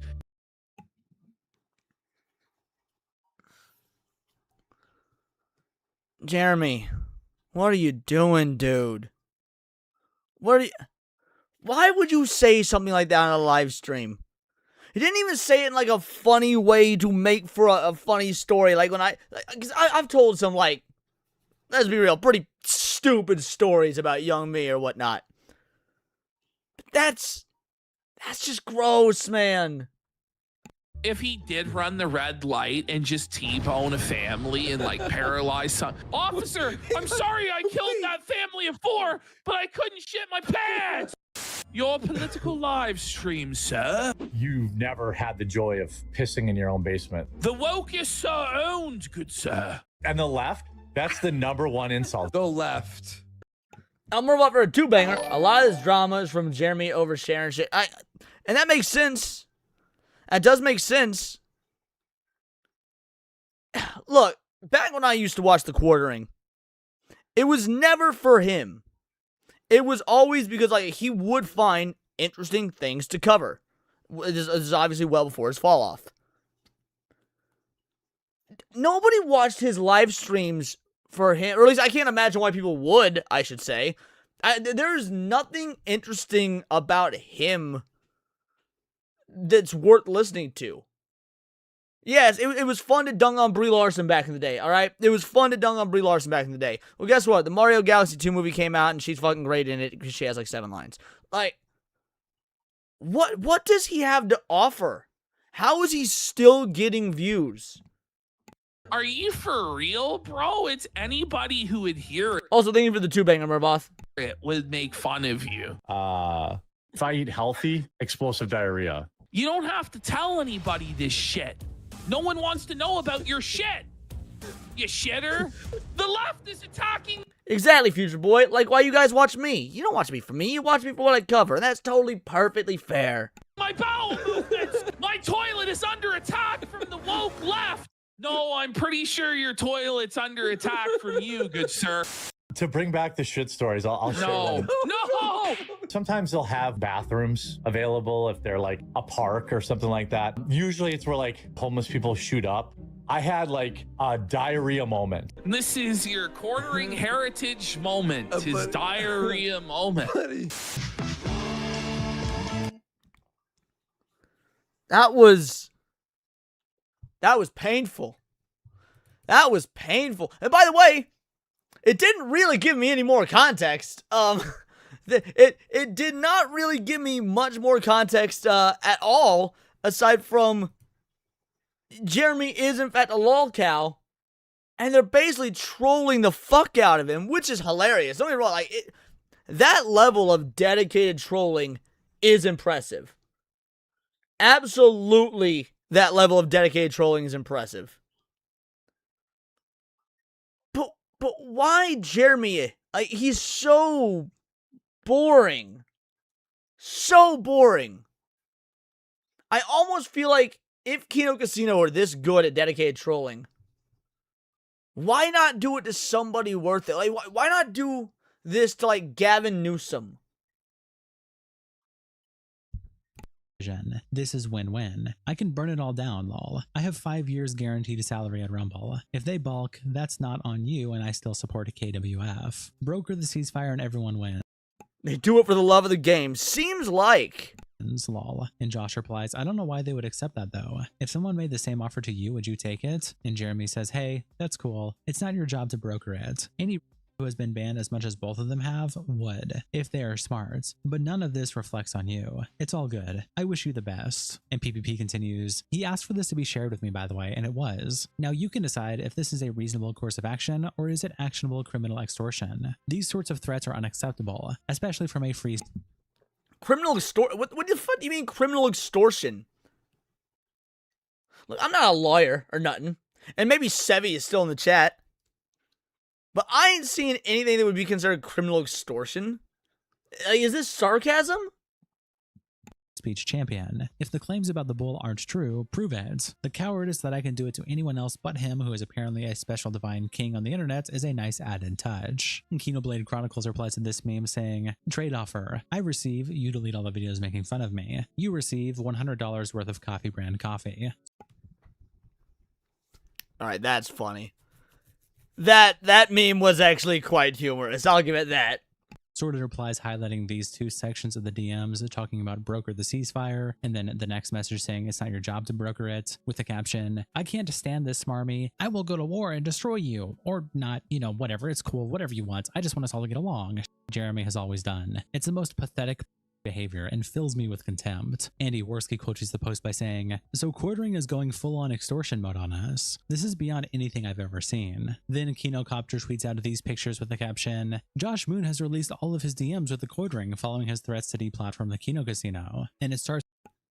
So Netflix Forum says, congrats to Quartering. He's going to hit Review Tech USA levels of lolcast status, which is absolutely hilarious because, like, it is the case of Star Wars. You know, you become the very thing you swore to destroy. The Quartering used to say shit like, you'll kick me off of YouTube before I ever become Review Tech USA. He would say that it's better that his channel end and die before he ever become RTU. And now he is, you're right, becoming RTU. It is actually sad. With Jeremy saying, if they don't leave my family out of it, I'm going to take everything they have. I'll never apologize for it either. I haven't done any flagging. Their channel is a walking TOS violation. I know they are ban evading. It would have been way easier to have their channel removed. If they are a walking TOS violation, why have they not been taken down yet? Like, let's be real. Again, I don't know their content. Maybe they are. Maybe they are. I know I say some wild fucking shit on here and I've never been taken down. Knock on wood. But I can't, all they're doing is trash talk. It just sounds like trash talk. How is this a walking TOS violation? I haven't done that. I know you're big mad at me, but if they keep bringing my family into will act. And Josh Moon replies, I'm not mad at you, and I have no idea why I would choose to precede any statement with such an obviously false and disingenuous pretense. If you think PPP is ordering people or even casually implying that people should contact anyone in your family, you're wrong, but I think you know that already. I also think that as a 2-decade veteran of internet communications and someone around during Gamergate, you know by now the one thing you should never do is give harassment attention, so I'm not sure why you're choosing to do that. The one thing that stands out as a possibility, of course, is that like Brianna Wu, you're using alleged harassment as pretense for a deplatforming campaign. Bro just got the Brianna Wu comparison. That's diabolical. That is harsh, bro. Which would be ridiculous and morally abhorrent, but you also know that. And Jeremy replies, it sucks because I like Andy, I guess. You're right, I should ignore. And then the next screenshot is Jeremy's continuing to say, I have tied to reason with them. Now I have no chance but to take everything they have. I hate that because I like Andy. And Josh replies, nobody can stop you from trying, but the road of lawfare and deplatforming is extremely high risk. Kino Casino is one of the biggest streams on Kick with probably the highest revenue on the platform. They also do paint by numbers pretty well and don't really do anything too offensive by today's standards. Their fans are also dedicated. Meanwhile, lawfare can take 5+ years and they can find a sympathetic representation at a good rate, while you'll have to find full-priced attorneys. Yep, that's all true. Even knowing as little as I know about the situation, just based on what we've seen up to the video at this point, the public sentiment seems to already be against Jeremy, and it has been for a while. Because this isn't Jeremy's first controversy.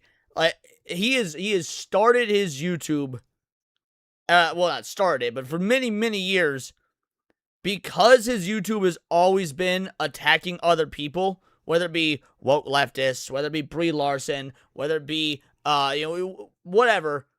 He has made so many enemies. Optically, Kino Casino, because again, maybe I'm wrong about this, so I want you guys to let me know in the chat. But optically, to me, it seems like they would come off as the lovable scamps who are just out here fucking around. They'll look like the victims. They'll look like the underdogs.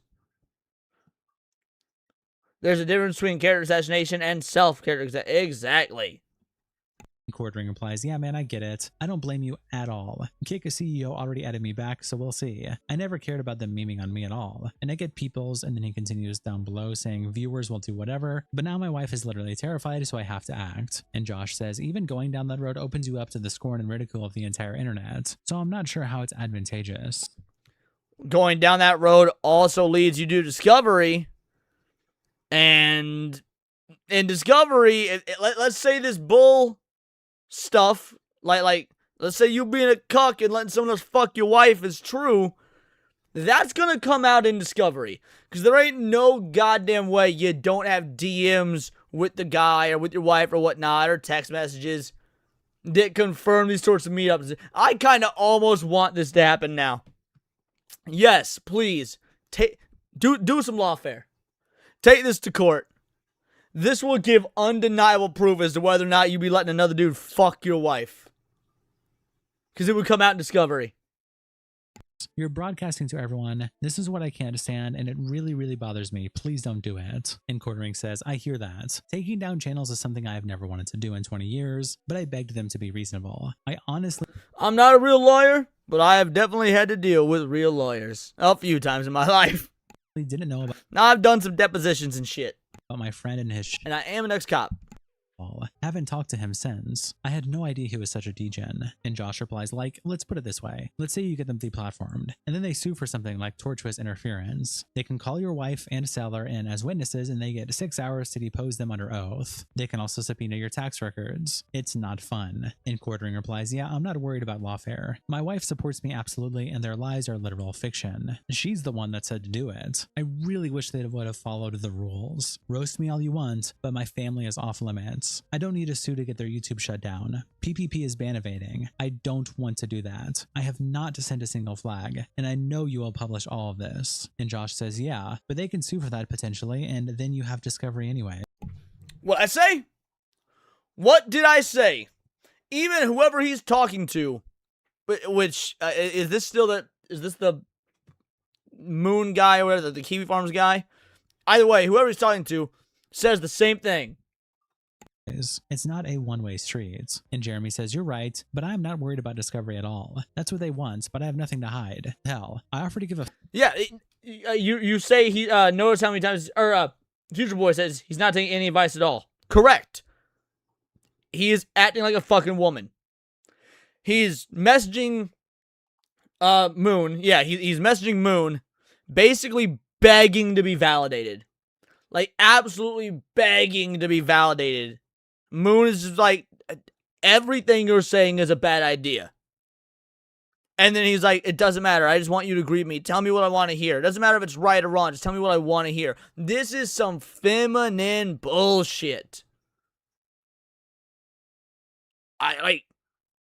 Again, there's a difference between being annoying and being boring and always shilling your coffee company and not having any charisma on the mic. Yeah, those are all annoying. It makes you wonder how he got so far as a content creator. But to be this much of like getting into some feminine warfare shit like this, this is just sad. Nobody financial details. I don't know why I am even messaging you because I know you'll sell me out anyway. It's just the old internet in me. I used to love Andy and meme culture, but my wife is terrified. Weirdos are messaging her, and she's a normie. And Josh. First of all, I didn't think about this earlier when I was talking about the wife thing. Now, I stand by what I said in that if weirdos on the internet are messaging his wife, that's uncool. That should be off limits. That should be off the table, the whole nine. But by the same token, homie been doing this shit for well over a decade. You would think his wife would be used to it, would know that this kind of comes with the territory. What is there to be terrified about? Like, oh no, you've got some fucking trolls that make jokes on Kick saying dumb shit. That is not near as terrifying as, like, the woke leftists coming to your fucking door with a hammer. Says, as far as I'm aware, by the way, all three of us got unbanned on YouTube after Trump yelled at Google about censorship, so I don't think any of us are bannifating. And Jeremy says, I have no choice. I hope that's true, to be honest, but their channel is basically full-on TOS violation. And Josh says, how so? And Jeremy replies, I think most of it is probably within the lines. To be honest, I have no idea why that video got flagged and reinstated. They're full-on TOS violations. How so? Well, most of it's probably within the lines. Can this dude say anything masculine? Like, did he get quadruple vaxxed and not tell anybody, and now he's just, like, got estrogen running all throughout his bloodstream? What is going on? Maybe it was my buddy, but it was public record, so that was odd. I've never seen a video get taken down so fast, so I have no idea what was even in it. That wasn't me, but Eddie over at Kick already added me, and if I want to, I could take their channel. I really don't want to, but I have begged them to be reasonable. I have zero interest in dealing with this shit. But if my wife... He has said, I don't want to do blank so many times. Like, it's not even like he's lying to the other person. The more you say a lie that you know is a lie, the more you start to believe it. It's almost like he's trying to convince himself of this lie so that he comes off as more believable. Wife gets one more call or text message, I'll burn it all down and my viewers will support me. I don't know if you're married or with anyone. I still think your coffee review is one of the best, but when you're with someone, if not now, you'll know. This is no option. I'm not mundane Matt. My viewers 100% support this. I stand by supporting your site's legal battle either way, Josh. And Josh replies, okay, so like, there are people who don't like PPP. My wife is getting angry messages, so I'm going to attack PPP. You're basically telegraphing to these people that they should f with your wife because it will cause problems for two people they don't like at the same time. That's why it's generally recommended you don't say stuff like that on the internet in public. And Quartering replies, but remember... Yeah, I was thinking the same thing. Elmer Valle says they, in fact, don't agree with this. Also, as I said earlier, the Quartering's viewers aren't there for him. They're there for whatever dumb shit he decides to commentate on. Which none of it is near as interesting as what he used to commentate on during his glory days anyway. Or they're there for the allegedly hot women that he streams with.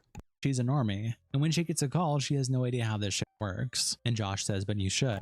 And that's another point, Play Golden Sun. Who was it that said this? Someone said this recently. I wish I remember who it was. But they said, it was AJ Gentili from the White Files. So I was listening so AJ put out a video, not a White Files episode.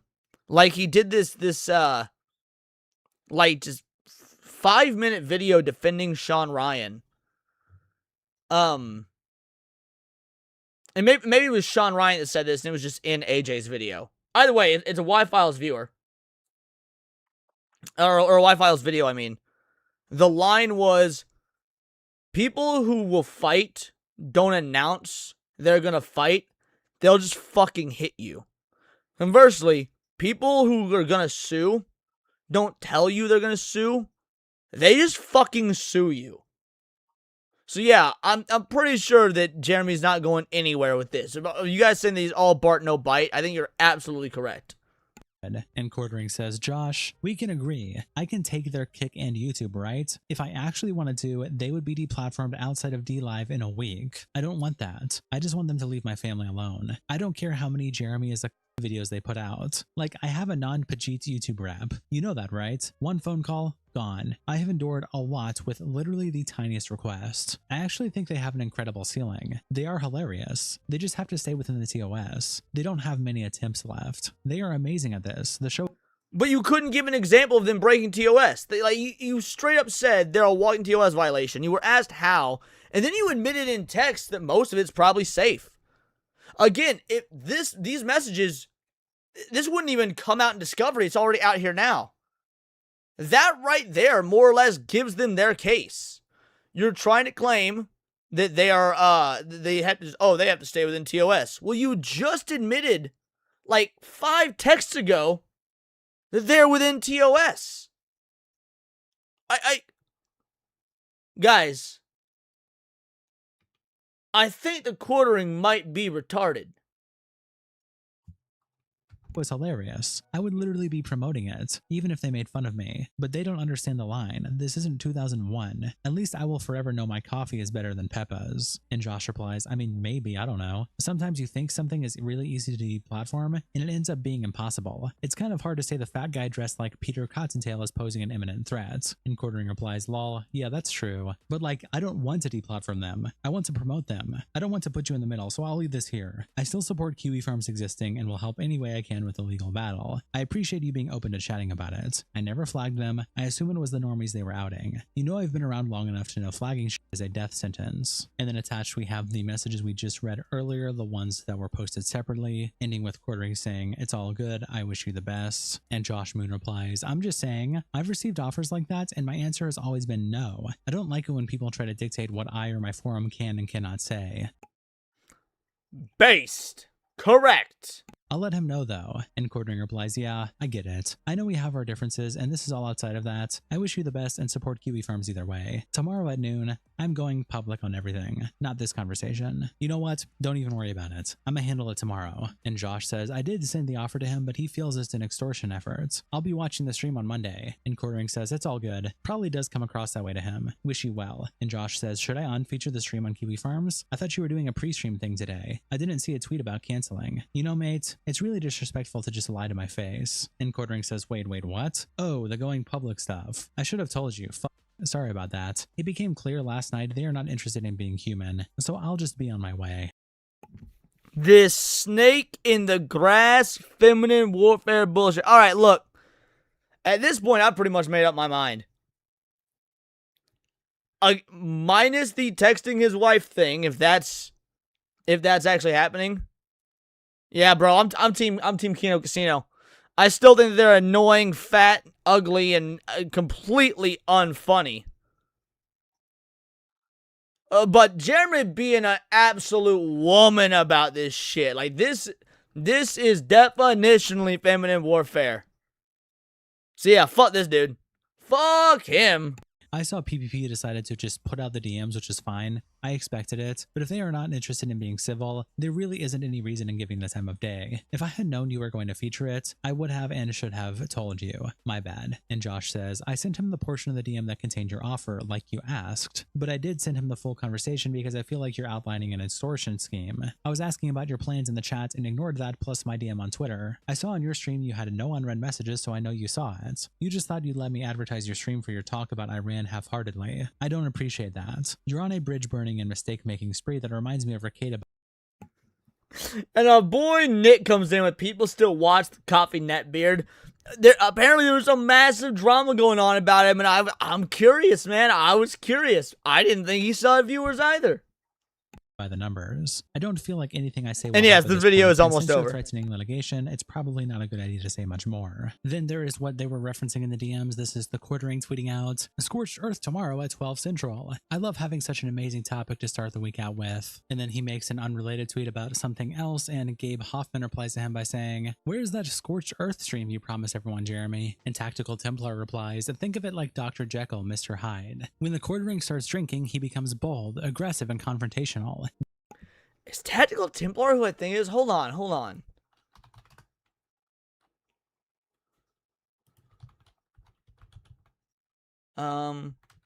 Is it? Hold on. How is it spelled?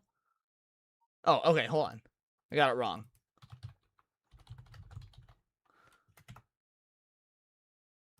I'm pretty sure I've watched some of this guy's videos.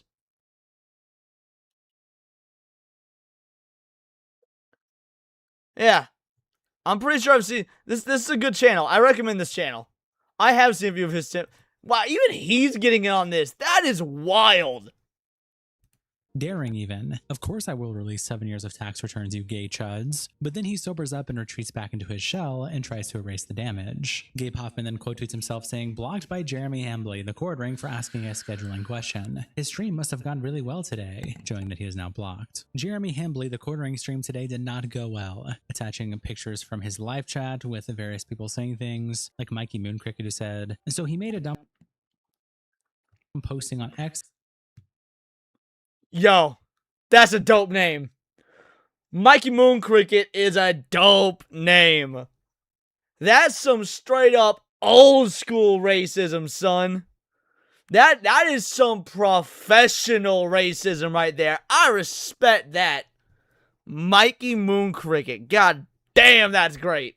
And now everyone's here hate watching him. Looks to me like Jeremy's fishing with dynamite and you guys just got caught up in the blast. And mad at the internet saying, hey guys, sorry, he's not answering me on DMs. I think he lied about going scorched earth to talk about Iran for some reason. Not sure what the deal is. And other people like Cuckening saying, Hannah, what are your thoughts on Jeremy being a literal /swinger, and other various messages like that. PPP then posted this Jeopardy meme on his page which says, this pants failed to scorch anything besides his underwear, giving PPP and Worski the title of Leaf Bull, and then credits to C. Hag Henderson from Kiwi Farms. Misery Loves Clips then posts this clip from the Kino Casino with the caption, Kino Casino's opening remarks to the Quartering.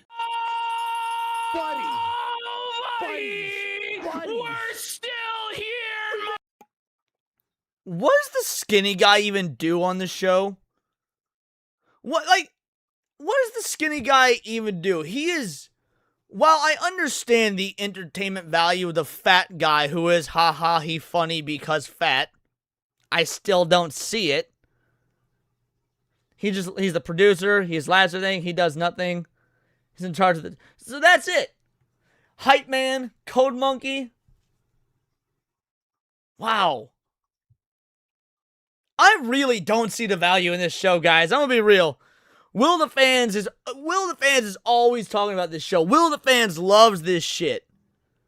I don't see the appeal. I can promise you, I will not be following up. I'm not be watching any of their streams. Nothing. This is... They got a cool background. Like, they got a cool aesthetic, I'll give them that. But this is weak sauce, bro.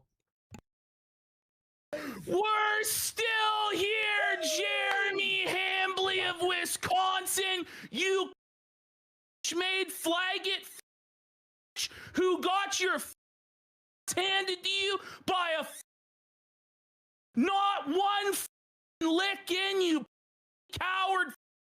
You bowed down and let a whoop your and now we're gonna your ass raw.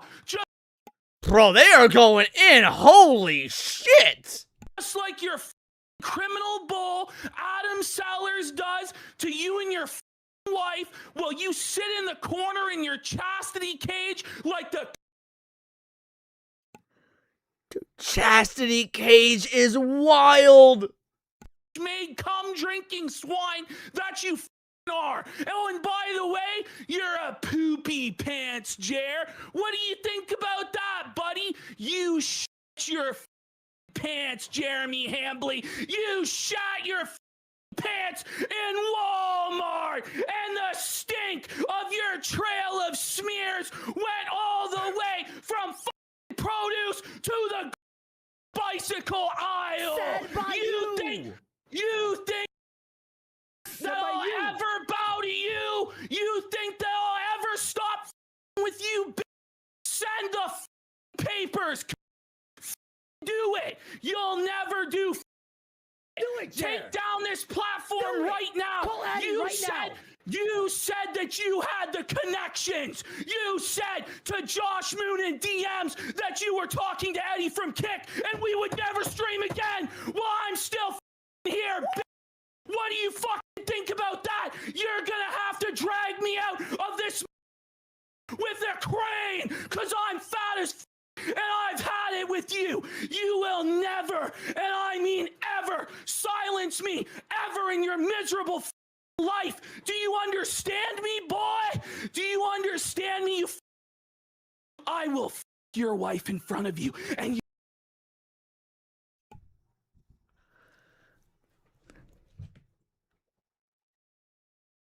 This is unhinged. But are we sure they're Canadian? Because this is some Alabama shit or some Mississippi shit. You will thank me for the privilege of treating her to a real man. Then Billy Mitchell tweets, Yeah, I have learned why you guys watch them.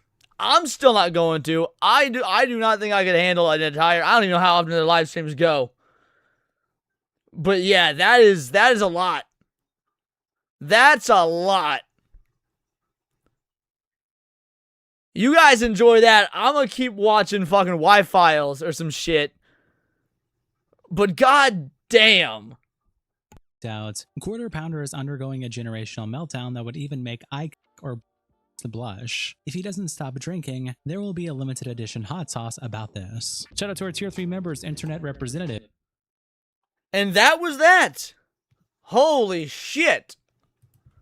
That got intense there at the end. And there's the link.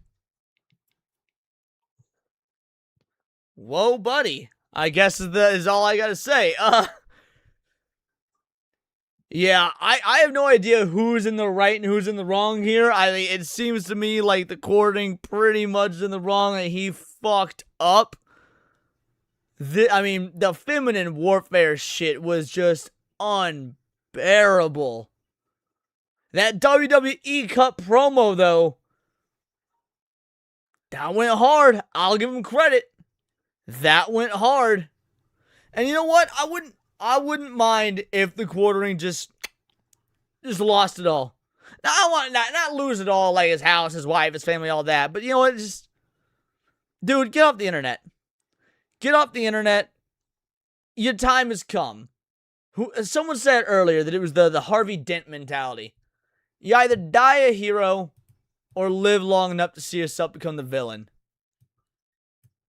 I think we're at that point where he has absolutely lived long enough to see himself become the villain. He's already losing his wife? Is that true? He's already losing his wife? I need like confirmation of that. Most people don't like the Quartering. No, I know, and that's what I'm saying. I haven't heard of this new controversy. It's been wild. But yes, he needs to retire from the internet. And here's the dealio. The only reason I think he's still around is because the coffee company didn't work out. He's still trying with it, I assume. You know, coffee brand coffee. I think he still shills it. He's probably so in debt. The fact that Ethan or Ralph is dunking on the Quarter Pounders is like, it does, dude. It absolutely does, one-man army. The Ethan Ralph of all people is dunking on the Quartering. Like, that's... You have lost it, man. You're done. Pack it up. Audi like 4 circles. He's not officially losing her, but they'll get him a divorce. I mean, bro. Imagine if Kino Casino, little fat fucking Cartman boy, actually does fuck his wife. That would be gold. Divorces the Quartering, and he just fucking cracks that. I don't even know if Jeremy's wife is attractive, but that would be funny. That is how you end the anime. That is the series finale. I don't even know if that'd be the hero winning or the villain winning. I don't know. War Wizard for putting us exactly at a hundo. Oh no. Thanks for covering this. Hold on. Let's do this right. Why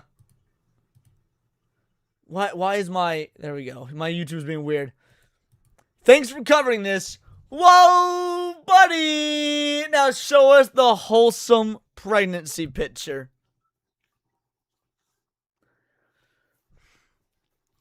Alright, let me finish up my diatribe on this, and then I will pull it up. He should definitely stop focusing on the internet and fix his marriage. Yeah, I didn't even know he was having issues with the marriage. I mean, I guess I'm not surprised. Dude, this was a shit show. This was a shit. Just wait until iDubbbz gets divorced. Honestly, I don't want that to happen. I don't want that. I want iDubbbz to stay with Anissa forever. I do. Because I want his life to be as miserable as humanly possible. Like divorce would be like death.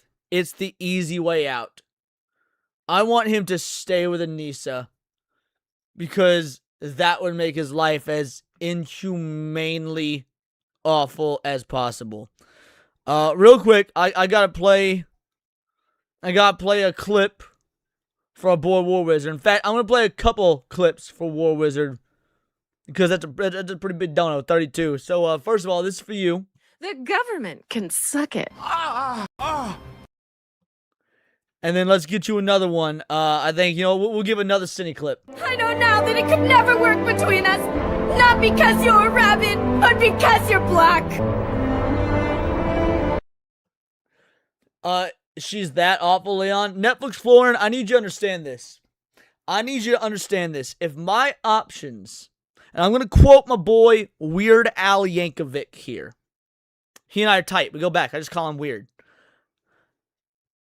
If my options were either fuck Anissa or clean every toilet in Grand Central Station with my tongue, bro, I'm cleaning them New York fucking toilets. Just saying. You can wash that away. It might take a couple of, years, but you can wash that away. The disease-ridden filth that you would get from Anissa, that's with you forever. That's with you forever. Happy early birthday, Sparkles. By all means, happy early birthday. Everybody in the chat tell Sparkles happy early birthday. Honestly, about the same chance of catching something. I think that with Anissa, it is actually worse. Alright, let me see if I can find this image. I say let me see if I can find it. I know I can find it. I just don't want to.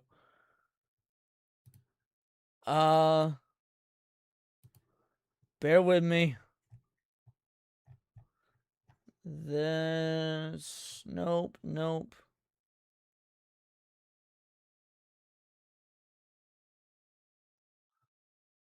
Yeah, it's there, it's back a ways. So you guys have to bear with me, but I will get to it.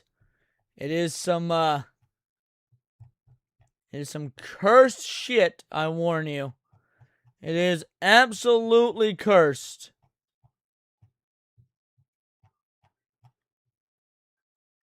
Alright, Vinyl Idols, Meme Machines, and let's just go back to the beginning of March. Ugh. Well, we hit a hundo, so I can't bitch. We hit a hundo, so I certainly can't bitch. But y'all are the devil. Oh, I went back too far. Hold on, that's February.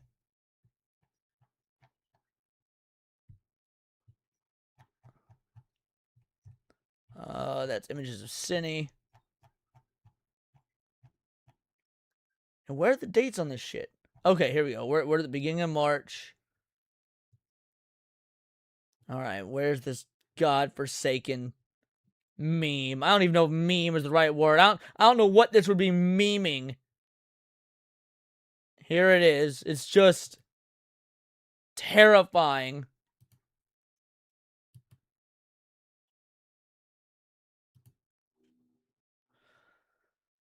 Just remember, you guys asked for this. Preach Leon, I'm here for me and Leon. Thank you. Hey, happy to do it. Shout out. Thank you for 11 months membership. And Vescapino became a vital idol. I'm so glad you became a member now. And not before you see what you're about to see. Let's give you a clip real quick. This is for you. I'm loving it again. The game would absolutely get a pretty high score from me. How many bananas? A solid 8.5 incher for sure. What? No. Vescabino, I truly do appreciate you becoming a member. I didn't ask for this. This was forced upon me. So I apologize in advance.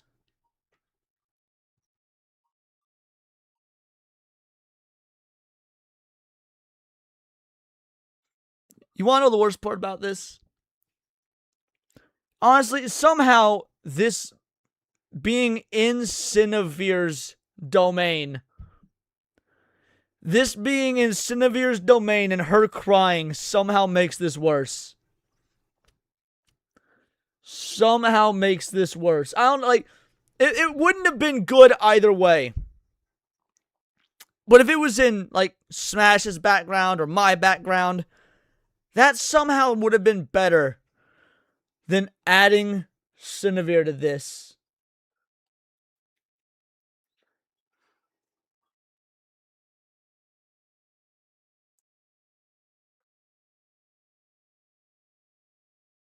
It's an evil world we live in, boys. It's an evil world we live in.